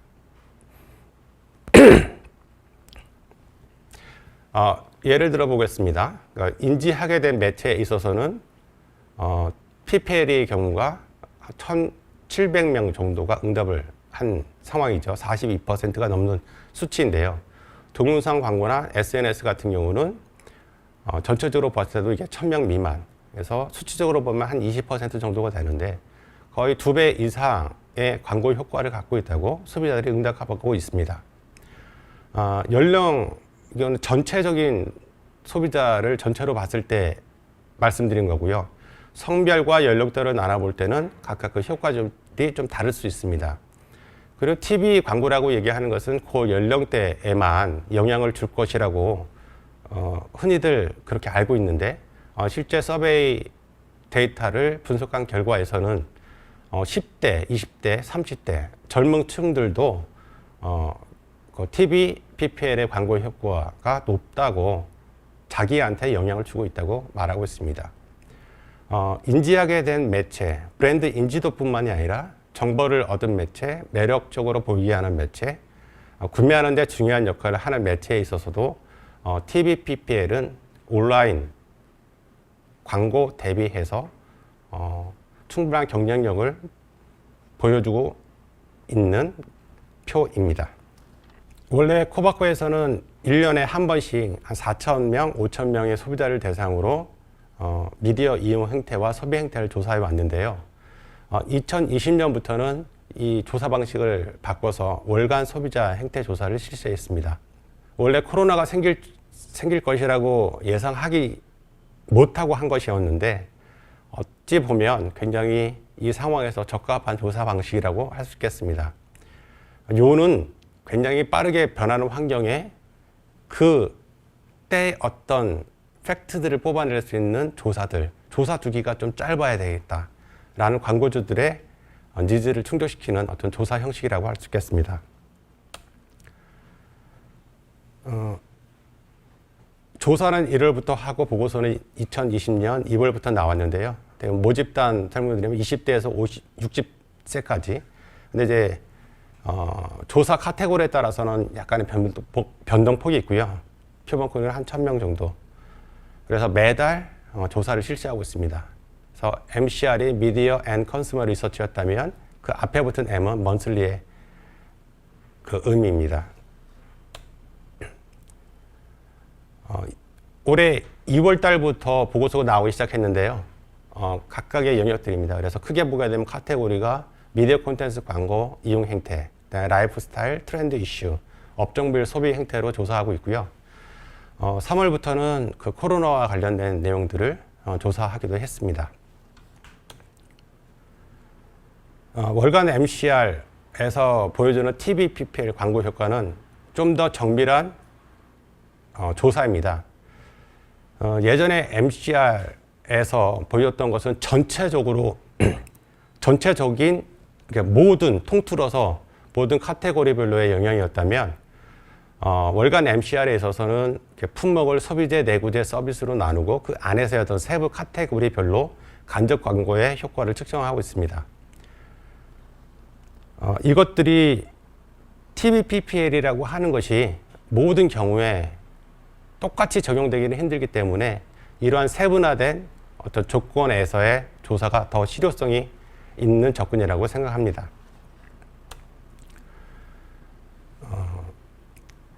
2020년 2월 달에 이루어진 MMCR 조사에서 소비자 TV, PPL 인식을 조사했는데요. 큰 선에서 보게 되면 전체 응답자 중에서 63%는 간접 광고는 해외 수출을 할 때 한국 상품 홍보에 영향을 줄 수 있다고 응답을 했고 그다음에 TV PPL이 나올 때 관심 갖고 보는 제품 품목은 생활가전, 국내 촬영 장소, 패션 잡화, 식음료 제품 순으로 높았다는 결과가 나왔습니다. 그리고 전체의 48%는 TV PPL을 보고서 관련 정보를 찾아본 적이 있고 19%는 실제로 구입, 이용한 적이 있다고 응답을 했습니다.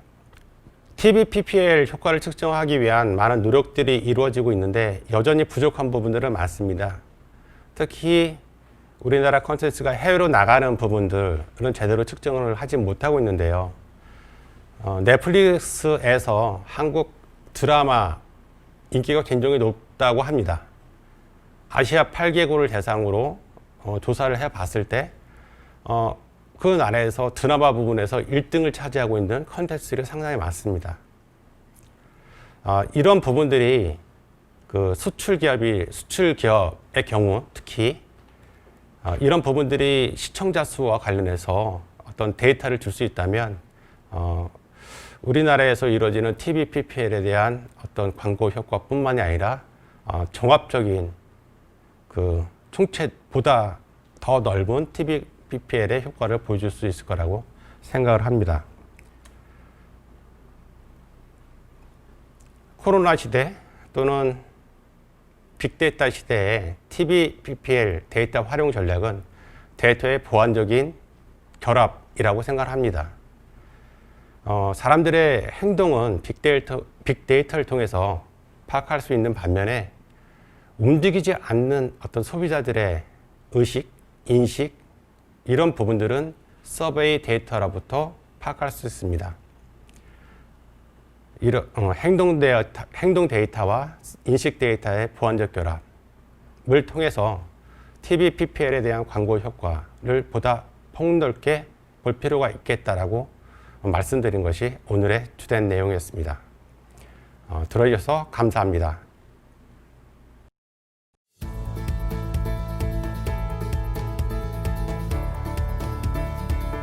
안녕하십니까. 저는 대웅기획 미디어 플래닝 2팀의 노승입니다.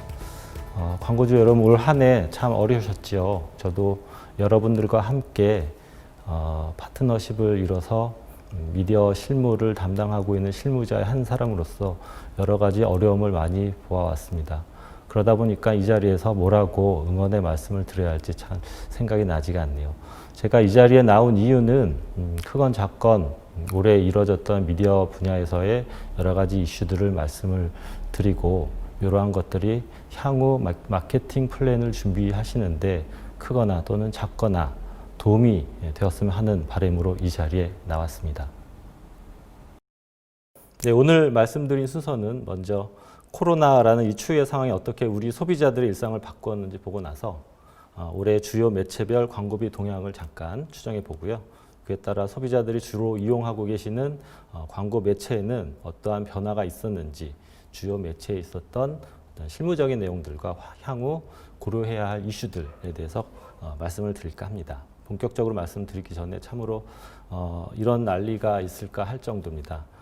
존스 홉킨스 대학의 자료를 보면 최근까지 전 세계 환자 수가 3,500만 명 그리고 그로 인한 사망자 수가 100만 명이 넘어선 것으로 나타나고 있습니다. 캐나다 인구가 3,700만 명이라고 하는데 거의 감염병 환자가 캐나다 인구 수만큼 발생했다는 것이겠죠. 언제 정상화가 될까요? 사실 여러 연구자나 학자들에 따르면 백신 개발 그리고 치료제 개발 자체도 어렵지만 개발하고 나서 대량 생산하고 또 배포하는 데까지 이런 것들을 고려하면 아마 1년 정도는 현재 상황이 지속될 수 있다는 전제가 어떻게 보면 더 적절하지 않을까 합니다.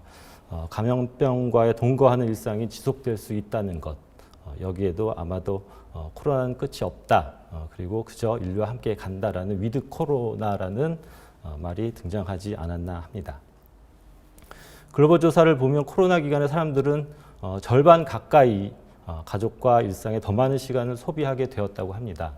또한 젊은 사람들 중에서 41%의 응답자는 그럼에도 불구하고 사회적 소통을 가장 포기하기 어렵다라고 응답했다고 합니다. 이런 식으로 여러 가지 코로나 관련된 조사 자료들은 아주 많은데요.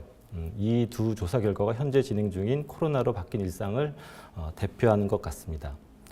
코로나 시대를 상징하는 키워드는 많이 있겠지만 많은 분들이 아시고 또 제가 보기에도 코로나라는 뉴 노멀을 상징하는 키워드는 가족들과 더 많은 시간을 보낼 수밖에 없는 상황을 대표하는 재택, 즉 홈이 아닐까 하고요. 또 다른 하나는 이 와중에서도 어떤 식으로든 사회적 소통과 사회적 활동을 하려는 욕구에서 발현된 온택트라는 신조어가 아닐까 합니다. 먼저 홈은 이제 접두사가 되었습니다. 각종 집에서 할 수 있는 모든 것에 붙는 접두사 말씀이죠. 최근 통계청이 발표한 자료를 보면 지난 8월에 온라인 쇼핑의 거래 규모가 14조 원으로 사상 최대치를 기록했다고 합니다. 최근에 해외 출국자 수가 급감한 자료나 이런 것들을 보면 얼마나 많은 사람들이 집에 많은 시간 머물러 있는지 알 수 있을 것 같습니다.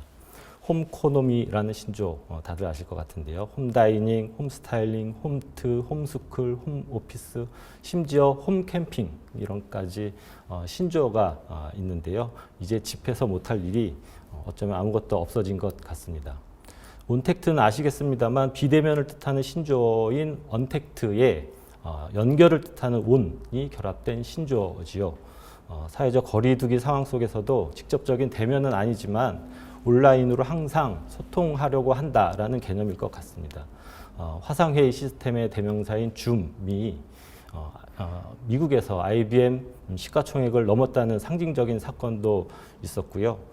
비대면 소통 가능한 활동들도 많았고 그것을 이용하시는 분들도 많이 늘었습니다.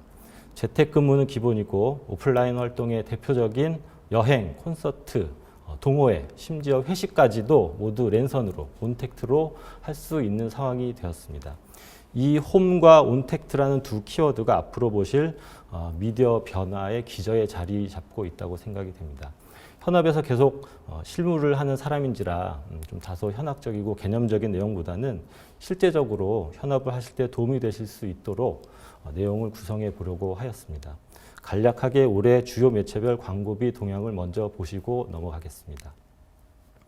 올 초 코로나가 이렇게 될지 몰랐던 시기에 예측한 자료로는 올해 올림픽이라든지 총선 등의 이슈 때문에 전년보다 5% 정도의 광고 규모 상승, 국내 광고 시장 상승을 예측을 했었는데요. 불과 얼마 안 있다가 코로나가 터지고 확산이 되면서 이 예측이 사실 물거품이 됐습니다. 그래서 그 상황은 계속 이어지고 있어서 그 어느 때보다도 올해 내년의 광고 시장을 예측하고 전망하기가 너무 어려운 상황인데요. 자료도 많지 않고 시점별로 또 주체별로 당사자별로 제각각이어서 그럼에도 어쨌거나 최근 해당 매체사에서 현장 업무를 담당하고 있는 분들의 말씀 그리고 또 제가 몸담고 있는 회사와 광고주분들의 대략적인 상황을 종합해서 한번 추정해 봤습니다. 광고 시장에서 가장 큰 비중을 차지하고 있는 디지털 매체 부분은 커다란 악재 속에서도 과거와 같이 꾸준히 성장할 것으로 예상합니다. 특히 동영상 매체에서의 지속적인 성장 덕분에 디지털 전체적으로 전년 대비 5에서 6% 정도의 성장할 것으로 예상하고 있습니다. 광고 연간 기준 금액상으로는 5조 4천억 원 수준입니다. 다만 디지털 광고비는 그동안에도 성장해 왔지만 여러 위기 속에서도 그래왔지만 전년비 성장률은 조금씩 하락하는 추세였었는데요. 올해도 그 상승폭은 전년 대비 좀 줄지 않을까 이렇게 예상합니다. TV와 라디오를 포함한 지상파 방송 부문은 작년 대비해서 약 14에서 15% 수준으로 하락할 것으로 예상을 하고 1조 2천억 원 수준으로 예상하고 있습니다. 케이블과 종편을 포함한 유료 방송 부분도 작년 대비해서 13% 정도 수준 하락할 것으로 예상을 해서 약 1조 7천억 원 수준 그리고 인쇄매체는 전년 대비 4에서 5% 수준 하락한 약 1조 6천억 원 수준으로 예상하고 있습니다. 코로나 이슈에 가장 큰 영향을 받는 매체인 5개 부문 아무래도 다양한 외부 활동과 관련이 있는데 극장 관람객 수가 작년에 30% 수준으로 줄어들었고 또 외부 활동이 줄어들다 보니까 교통매체에도 영향이 있을 것이고요. 그래서 매력도가 좀 떨어진 5개 부분에 대해서는 안타깝게도 많은 종사자분들을 힘들게 하고는 있습니다만 광고비 수준이 전년 대비해서 25에서 30% 수준은 하락해서 750억 원 수준이 되지 않을까 예상하고 있습니다. 위에도 여러 가지 매체가 있겠습니다만 가장 많이 활용을 하시는 주요 매체들 중심으로 한번 살펴봤고, 이들 매체들을 합하면 전년 대비 약 5% 정도 수준으로 광고 규모가 하락하지 않을까 전망할 수 있었습니다. 참고로 글로벌 자료를 찾아봤는데요. 역시 여러 가지 기준의 추정 자료가 있습니다만 대부분 트렌드는 유사하고 그 수치만 조금씩 다른데요. 인용한 자료상으로도 전 세계적으로 8% 수준의 글로벌 광고비 규모가 하락했다라고 예측하고 있습니다. 마찬가지로 그 와중에도 디지털에서 동영상과 소셜미디어 부분은 꾸준히 증가할 것으로 예상하고 있었습니다. 세부 매체별 동향에 대해서는 우선 디지털 매체 먼저 말씀드리도록 하겠습니다. 먼저 디지털 산업에서는 올해 코로나의 영향으로 사실 하나하나 열거하기가 어려울 정도의 많은 변화와 새로운 시도가 있었음은 여러분들도 많이 잘 아실 겁니다. 먼저 인터넷 이용률 자료를 보시도록 하겠습니다. 인터넷 이용률에 대한 조사 자료는 마찬가지로 조사 주체마다 다양한데요. 제가 인용한 닐슨 코리아의 분기별 자료를 보면 69세의 인구까지 약 97%의 인구가 인터넷을 한 달에 한 번 이상 이용하고 있다고 하였습니다. 중고생부터 40대까지는 그 전부터 맥스 수준으로 이용을 하고 있었었는데 올해는 눈에 띄는 게 초등생 연령층 그리고 50대 이상의 연령층입니다. 아무래도 집에 머물면서 온라인으로 학습한다든지 외부 활동을 건강상의 이유로 자제한다든지 하는 그런 영향이 가장 큰 연령대가 아닐까 하는데요. 분명히 그 연령대에서 인터넷 이용률이 증가한 것을 보실 수 있습니다. 초등학교 연령대의 이용률이 작년 말 조사 대비해서 7%포인트, 그리고 60대 이상의 이용률도 이전 조사 대비 5%포인트 증가였습니다. 오른쪽 그래프에 보시면은 이용률과 함께 이용 시간도 전 연령층에서 작년 동기 대비해서 크고 작게 오른 것, 특히 어린 학생층에서 이용 시간이 늘어난 것을 보실 수 있습니다. 이러한 변동 추세는 사실 PC와 모바일로 구분되는 기기, 구분된 조사에서는 조금씩 다른 양상을 나타내고 있습니다. PC 이용률 자체는 그닥 증가하지 않고 오히려 하락하고 있습니다만 역시 재택 생활이 늘어난 학생층과 40, 50대에서 PC 이용 시간이 늘었다는 응답이 많았습니다. 반면에 모바일을 통한 인터넷 이용 현황은 좀 다른데요. 초등생과 60대 이용률이 눈에 띄게 증가한 것, 그리고 전 연령대에 걸쳐서 이용 시간이 늘어났다고 응답한 것에서 PC와의 차이점이 나타나고 있습니다. 간단하게 봤지만 상대적으로 인터넷 이용률이 높지 않았던 연령대인 초중등생층 그리고 60대층의 인터넷 이용률이 모바일 기기를 중심으로 해서 증가한 게 분명하다고 할 수 있겠습니다. 모바일 기기로 이용하는 서비스의 카테고리의 변화를 한번 살펴보면 모든 카테고리 서비스의 이용자 수가 늘었습니다. 특히 금융과 관련된 모바일 서비스의 이용자, 그리고 코로나의 가장 핵심 영향 업종이라고 할 수 있는 전자상거래의 서비스 이용자가 10% 이상 크게 증가한 것으로 나타나고 있습니다. 앞에 세션 한국리서치 김기주 상무님 자료에서도 보셨고 실제로 잘 아시겠습니다만 아무래도 여행이나 영화 관람, 공연 보기 등과 같은 외부 활동이 대폭 줄어든 대신에 실내에서 할 수 있는 디지털 기기의 놀이 문화가 다양해졌습니다. 동영상 컨텐츠 시청하는 것은 물론이고 웹툰이나 웹소설 같은 것 보는 것, 디지털 컨텐츠와 관련된 모든 플랫폼의 관심도가 상승하였는데요. 특히 당사의 앱 이용 분석 데이터를 보면 이들 주요 콘텐츠 플랫폼의 이용이 증가한 와중에도 시간대별로 기존 출퇴근 시간대의 이용이 감소한 반면에 낮 시간대 그리고 새벽 시간대의 사용자가 늘어난 것을 보실 수 있습니다. 특히 콘텐츠의 여러 플랫폼 중에서 올해 대표적으로 성장한 부분이 영상 분야일 텐데요. 그 중에서 넷플릭스를 포함한 OTT 서비스들은 아주 큰 성장을 했습니다.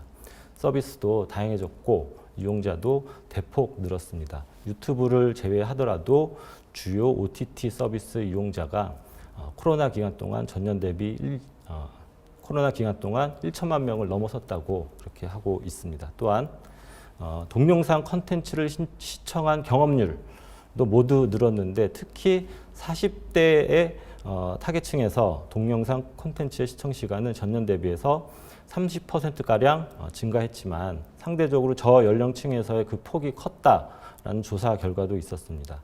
이에 따라 동영상 광고 시장도 지속적으로 성장해왔고 앞으로도 성장할 것이라고 추정해 볼 수 있겠습니다. OTT를 포함한 여러 가지 동영상 플랫폼이 등장하고 성장하고 있지만 약간 변형된 트렌드로 소위 MG세대, 밀레니엄 G세대 중심으로 숏폼 콘텐츠에 대한 선호와 이용이 늘어나면서 그러한 숏폼 콘텐츠를 제작하고 공유하는 플랫폼이나 매체들이 덩달아 많이 늘었습니다. 잘 아시는 틱톡이라는 서비스에서 올 초에 지코의 아무 노래 챌린지라는 것을 했었었는데요. 올해 숏폼 콘텐츠 마케팅의 대표적인 승리 케이스라고 알려져 있기도 합니다. 이에 따라 광고 매체에서도 숏폼 소재를 활용할 수 있는 광고 상품과 지면을 많이들 만들어서 출시한 한 해라고 볼 수 있겠습니다. 숏폼과 함께 디지털 씬에서 주요한 이슈는 라이브 스트리밍 방송을 이커머스에 결합한 라이브 커머스라고 할 수 있겠는데요. 이게 또 올해 디지털 마케팅에서 눈에 띄게 증가한 한 해였습니다. 이용자가 늘면서 국내 대표 포털 서비스에서도 라이브 커머스가 가능한 서비스를 장착을 해서 광고주나 판매자 또는 시청자나 구매자의 원활한 쇼핑 활동을 지원하기 시작했습니다. 이러한 일환으로 대표적인 글로벌 소셜 미디어인 페이스북과 인스타그램도 더욱 쇼핑과 이커머스의 친화적인 기능들을 추가해서 비즈니스 목적 쇼핑 관심 유저들에게 지원을 확대하였습니다. 다음은 잘 아시는 디지털 퍼포먼스 광고에 대한 관심이 더욱 커진 한 해였다고 할 수 있을 것입니다. 아무래도 경쟁이 치열해지고 리스크가 커지고 하다 보니 광고의 직접적인 ROI에 대한 관심이 커진 것이 배경이 아닐까 하는데요. 올해 디지털 이용자 여러 가지 행동 데이터, 이용 데이터들을 적극적으로 디지털 마케팅에 기술적으로 활용하는 퍼포먼스형 광고 시장이 더욱 확대되었습니다. 이러한 추세는 국내보다는 현재 글로벌에서 더욱 가속화되고 있다고 합니다. 국내에서도 마찬가지로 대표적으로 네이버나 카카오와 같은 플랫폼에서도 여러 가지 퍼포먼스 기반의 광고 상품을 그리고 지면과 플랫폼을 확대해가고 있는 상황입니다. 이렇게 앞에서 몇 가지 동향을 말씀드렸다시피 코로나로 인한 라이프 스타일의 변화는 처음부터 끝까지 디지털과 함께 하고 있다라고 봐도 무방할 것 같습니다.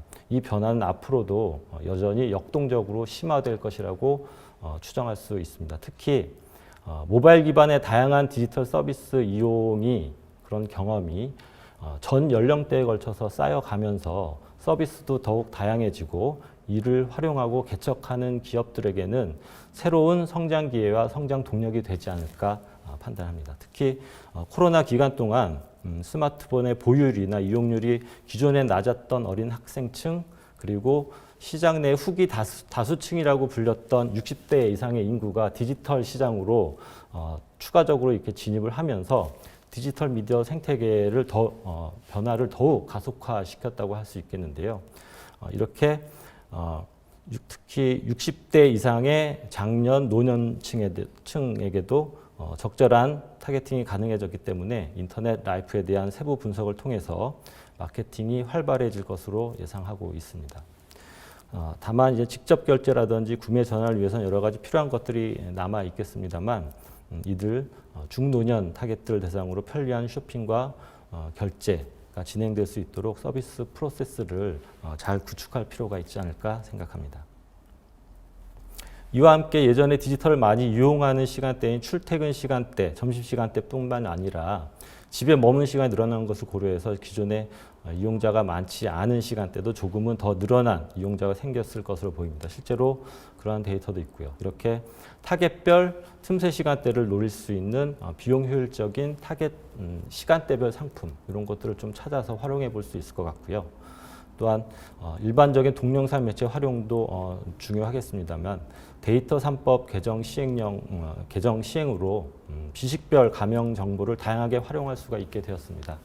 소비자 데이터를 활용해서 구매 여정의 전 단계에 걸쳐서 성과를 연동할 수 있는 데이터 퍼포먼스 마케팅 포함한 디지털 캠페인 전략을 수립할 필요가 커졌다고 판단합니다. 동영상 콘텐츠 유용이 늘어나면서 다양한 동영상 플랫폼, 광고 플랫폼이 많이 등장하고 있는데요. 타겟마다 조금씩 이용하는 패턴이 다른 것으로 나타나고 있습니다. 광고 목표에 따라서 커버리지를 담당하는 매체, 그리고 핵심 타겟을 집중적으로 보완하는 매체를 구분한다는 식으로 동영상 매체의 활용을 다변화하는 것도 검토해 보실 것을 추천드립니다. 또한 라이브 커머스를 지원하는 매체와 플랫폼이 늘어나고 이용자도 늘어나고 있기 때문에 이러한 툴을 적절히 활용을 해서 할 수 있는 미디어 실행한 설계가 중요해졌다고 판단합니다. 다음으로 디지털과 함께 대표적인 매체인 TV에 대한 현황을 말씀드리겠습니다. 정보 전달 매체로서의 TV는 이미 일상화된 디지털에 그 자리를 물려준 것으로 보입니다만 다만 제가 보기에 광고 커뮤니케이션을 위한 채널로서는 여전히 디지털을 포함한 여타 미디어 못지않게 그 위상은 매우 크다고 생각하는데요.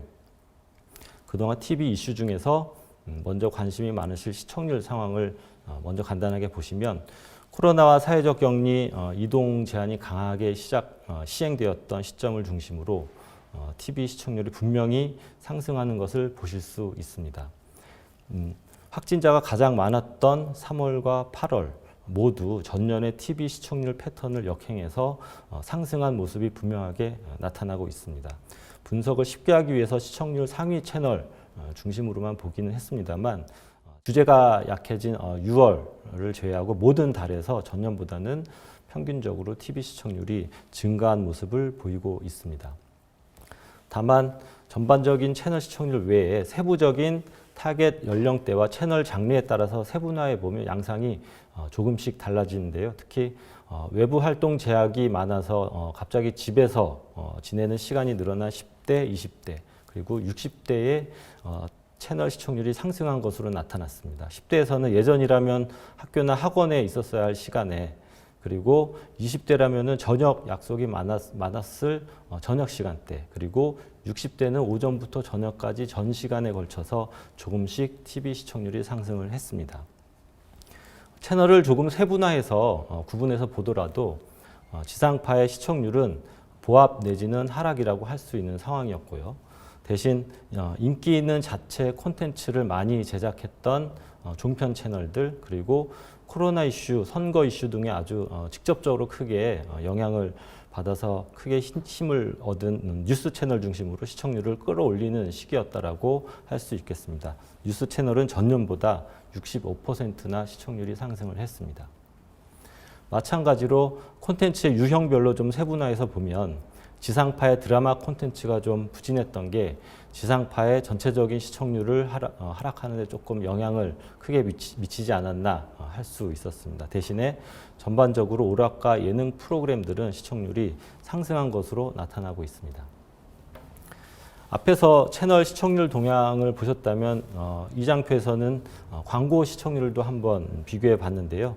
광고 시청률 동향도 앞에서 보신 채널 시청률과 유사한 트렌드로 나타나고 있습니다. 특히 총 광고 GRP는 소폭 증가를 했는데 광고 횟수는 큰 폭으로 줄어든 것으로 나타나서 결과적으로 개별 광고 시청률은 좋아졌다 그렇게 볼 수 있겠고요. TV로 광고하기에는 매우 좋았던 적절한 시점이었던 셈이라고 생각이 됩니다. 시청률 외에 기타 동향으로는 먼저 트롯 관련 콘텐츠의 올해 열풍을 말씀드릴 수 있겠습니다. 코로나라든지 뉴트로 트렌드에 겹쳐서 연초 미스터 트롯이라는 프로그램, 그리고 또 유산슬이라는 부캐 열풍으로 다양한 트롯 콘텐츠들이 공급되었습니다. 일반 프로그램과 비교해서 트롯 관련된 프로그램의 시청률이 연령대를 무관하고 모두 우수하게 나타났다는 것을 보면, 트롯이라는 문화가 이전에는 나이대 있는 분들만의 전유물이었었는데 이제는 다양한 타겟까지 어필할 수 있는 주류 콘텐츠가 되었다고 할 수 있을 것 같습니다. 또한 디지털 이용과도 연관되는 것인데요. TV 콘텐츠를 TV 수상기만으로 보고 끝나는 것이 아닌 것은 잘 아실 겁니다. TV와 디지털 기기를 넘나드는 콘텐츠 소비가 일상화되었다고 보실 수 있겠습니다. 예를 들면 놀면 뭐하니 싹쓸이 부캐가 초여름부터 크게 인기였었는데요. 해당 TV 프로그램의 시청률도 매우 좋았습니다만 유튜브에서 해당 콘텐츠의 시청 조회수가 3천만 명이 넘었다고 이렇게 집계가 되고 있습니다. TV의 인기 콘텐츠가 디지털 콘텐츠의 소재가 되기도 하고, 반대로 디지털 콘텐츠가 TV의 콘텐츠의 소재가 되기도 하는 이런 식으로 크로스오버 소비가 많이 이루어지고 있는데요. 이렇게 온오프를 가로질러서 관련된 콘텐츠를 소비하는 소비자들의 추세는 앞으로도 계속 다양해질 것으로 보입니다. 광고 소재에서도 이러한 것은 마찬가지고, TV용 간접 광고 소재를 재가공해서 디지털 소재로 쓴다든지, 반대로 디지털에서 활용하는 콘텐츠를 재가공해서 TV용 광고 소재로 다시 순발력 있게 활용하시거나 하는 이런 케이스들이 계속 늘어나고 있기도 합니다. TV 광고의 판매 시장과 관련해서 말씀드리면, 시장 축소 트렌드와 함께 코로나 이슈로 광고 예산이 많이 감소해 가는 시점이었기 때문에 주요 TV 매체사에서는 개별적인 보너스 물량을 추가적으로 제공을 한다든지, 또는 예산 규모, 타겟, 콘텐츠 종류 등에 따라서 아주 다양한 판매 방안, 패키지 등을 제안해서 입맛에 맞는 선택을 할 수 있는데 크게 지원을 하는 한 해였습니다. 이러한 자구적인 각종 지원책도 코로나 기간에 TV 광고의 효과를 상대적으로 더 높일 수 있는 요인이 되었다고 판단합니다. 마지막으로 디지털 매체의 오디언스 바잉 프로세스를 TV에 적용한 어드레서블 TV라는 송출 방식이 있는데요. 즉 동일 채널, 동일 시간대에 TV를 보더라도 TV 수상기마다 다른 광고가 나가는 송출 방식을 어드레서블 TV라고 합니다. 현재 IPTV 업계와 방송사, 매체사 등이 한창 협업을 하고 있는 상황인데, 향후 어떻게 개발해서 실행이 될지 참 귀추가 주목이 되는 항목입니다. 이게 현실적으로 가능해진다고 하면 아마 TV 광고 업계에 있어서는 매우 큰 변화일 것이라고 이렇게 판단이 되고, 아마 이해 관계자 간의 많은 논의와 협업이 계속적으로 필요하지 않을까 생각합니다. 이상으로 올해 지금까지 코로나 기간 동안 있었던 주요 TV 매체 동향에 대해서 몇 가지 말씀드렸습니다. 한번 요약해보고 시사점을 좀 찾아보자면, TV 매체와 관련해서는 오래전부터 미디어 개론에 언급되던 내용이 있었습니다. 재난 시기에는 TV 시청이 늘어난다라는 이러한 이론이 검증되는 한 해였기도 하고요. 또한 어려운 상황이어서 그랬을까요? 올해는 좀 심각한 내용의 드라마 콘텐츠보다는 좀 심리적인 안정을 주는 예능 콘텐츠가 많이 등장했고, 상대적으로 인기를 더 많이 끌었습니다. 따라서 앞 세션에서 김기주 상무께서 잠깐 언급을 하셨긴 했습니다만, 소비자들의 관심이 경험 중심으로 브랜드의 안전성, 신뢰성에 대한 관심이 커졌다는 결과를 말씀을 해주셨는데, 이와 유사한 맥락에서 기업 이미지 광고가 다른 상황보다는 조금 더 효과적일 것으로 분석되기도 하였습니다.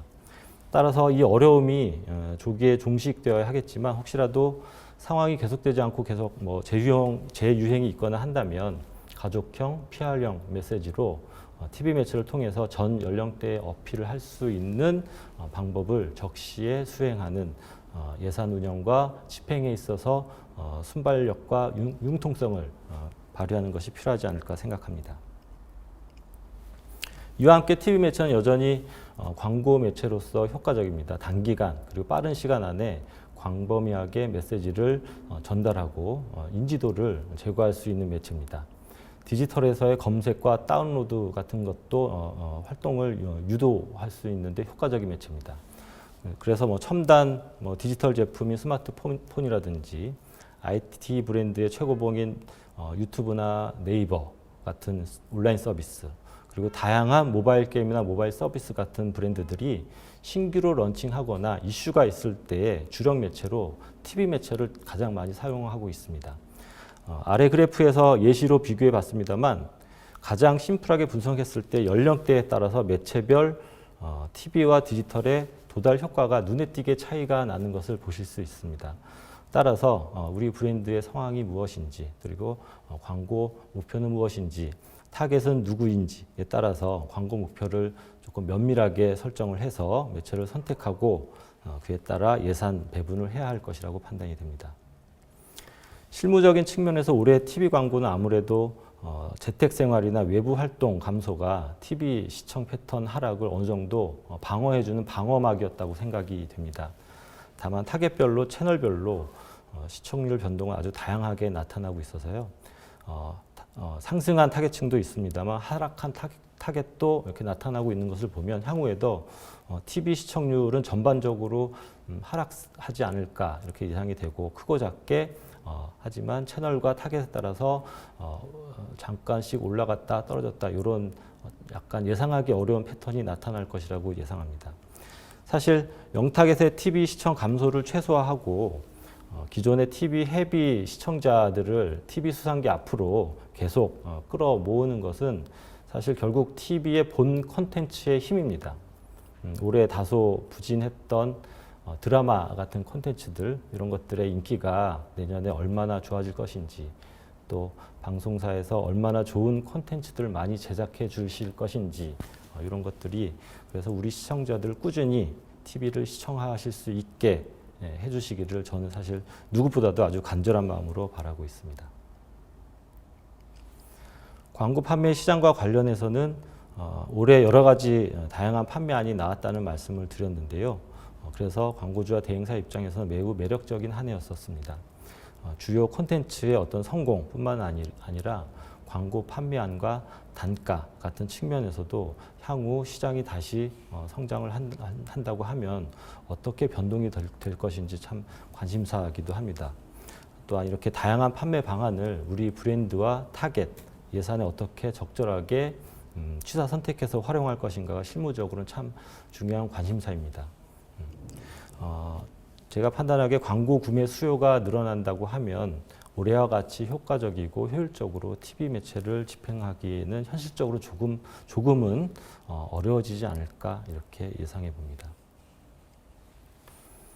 마지막으로 올해 디지털 인플루언스 마케팅 관련해서 뒷광고 이슈가 있었는데요. 요즘은 뒷광고 대신에 앞광고라는 말을 하고 있습니다. 당당하게 PPL이라는 걸 밝히고 숨기지 않고 솔직하게 얘기한다고 해서 앞광고라는 용어를 쓴다고 합니다. 예전에 자연스러운 노출이 PPL의 필수 조건이었다고 한다면 이제는 경우에 따라서는 솔직하면서도 재미있게 노출하는 것도 좋은 방법이 아닐까 생각이 됩니다. 소비자들이 이렇게 숨기거나 속이는 것보다는 솔직하게 그리고 정당하게 광고가 이루어지고 있는 것에 대해서는 점점 더 열린 마음이 되어가고 있다고 하더라고요. 그래서 이런 수용 행태의 변화뿐만 아니라 콘텐츠 자체가 TV 외에도 여러 가지 플랫폼에서 재가공되고 다시 한번 유통이 된다는 점을 고려해 본다면 변화에 맞춰서 PPL도 적극적이고 전략적으로 활용할 수 있도록 사전 준비를 많이 할 필요가 있다고 생각합니다. 이상으로 주요 광고 매체의 올해 동향과 특이사항, 그리고 향후 주요 고려해야 될 사항에 대해서 실무적인 입장에서 유의미했던 사안들에 대해 몇 가지 말씀을 드렸습니다. 여러분께서도 좀 올해를 이해할 만하고 향후를 준비하시는데 도움이 될 만한 내용이었으면 합니다.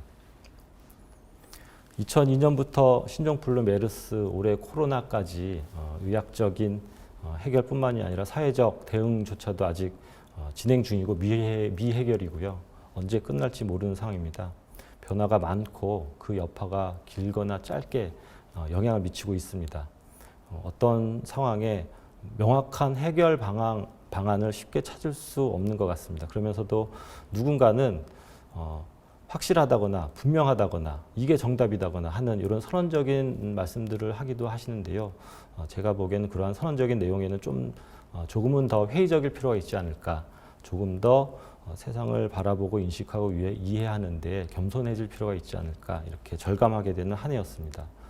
또한 같은 맥락에서 수시로 바뀌는 외부 조건과 트렌드에서 아실 수 있다시피 우리가 뉴 노멀이라고 부르는 것이 어느샌가 노멀이 되는 케이스가 잦아졌습니다. 옛날 영화 같은데 이렇게 요즘 보면 모두들 모여서 마스크를 안 쓰고 이렇게 얘기하고 회의하고 이러는데 사실 그게 지금은 너무 어색하게 느껴지더라고요. 이렇게 불과 몇 달 전만 해도 신기하거나 조금 호들갑이었다고 생각했던 게 이제 일상이 되었습니다. 광고 미디어 생태계도 다매체 통합과 디지털화가 계속 가속화될 것인데요. 한번 고정되면 특별한 일이 없는 한 그대로 유지되는 그런 습성이 있다고 합니다. 위기와 변화는 항상 찾아올 수 있는 상수라는 것을 이렇게 절감을 하면서 이에 좀 발빠르고 면밀하게 대응을 하는 것이 더욱 중요한 광고인으로서의 태도가 아닌가 이렇게 생각을 하고 그러한 역량을 저도 어떻게 확보할 것인가 고민이 많이 되었습니다. 이상으로 주요 광고 미디어 시장과 동향에 대해서 짧게 말씀드렸습니다. 많은 분들께서 지금 고객과의 관계 설정을 다시 한번 고민하고 정립하기에 좋은 기회다라고 말씀을 하고 계십니다. 이러한 기회를 살리시는데 오늘 제가 준비한 내용이 작게나마 도움이 되었으면 합니다. 경청해 주셔서 대단히 감사합니다.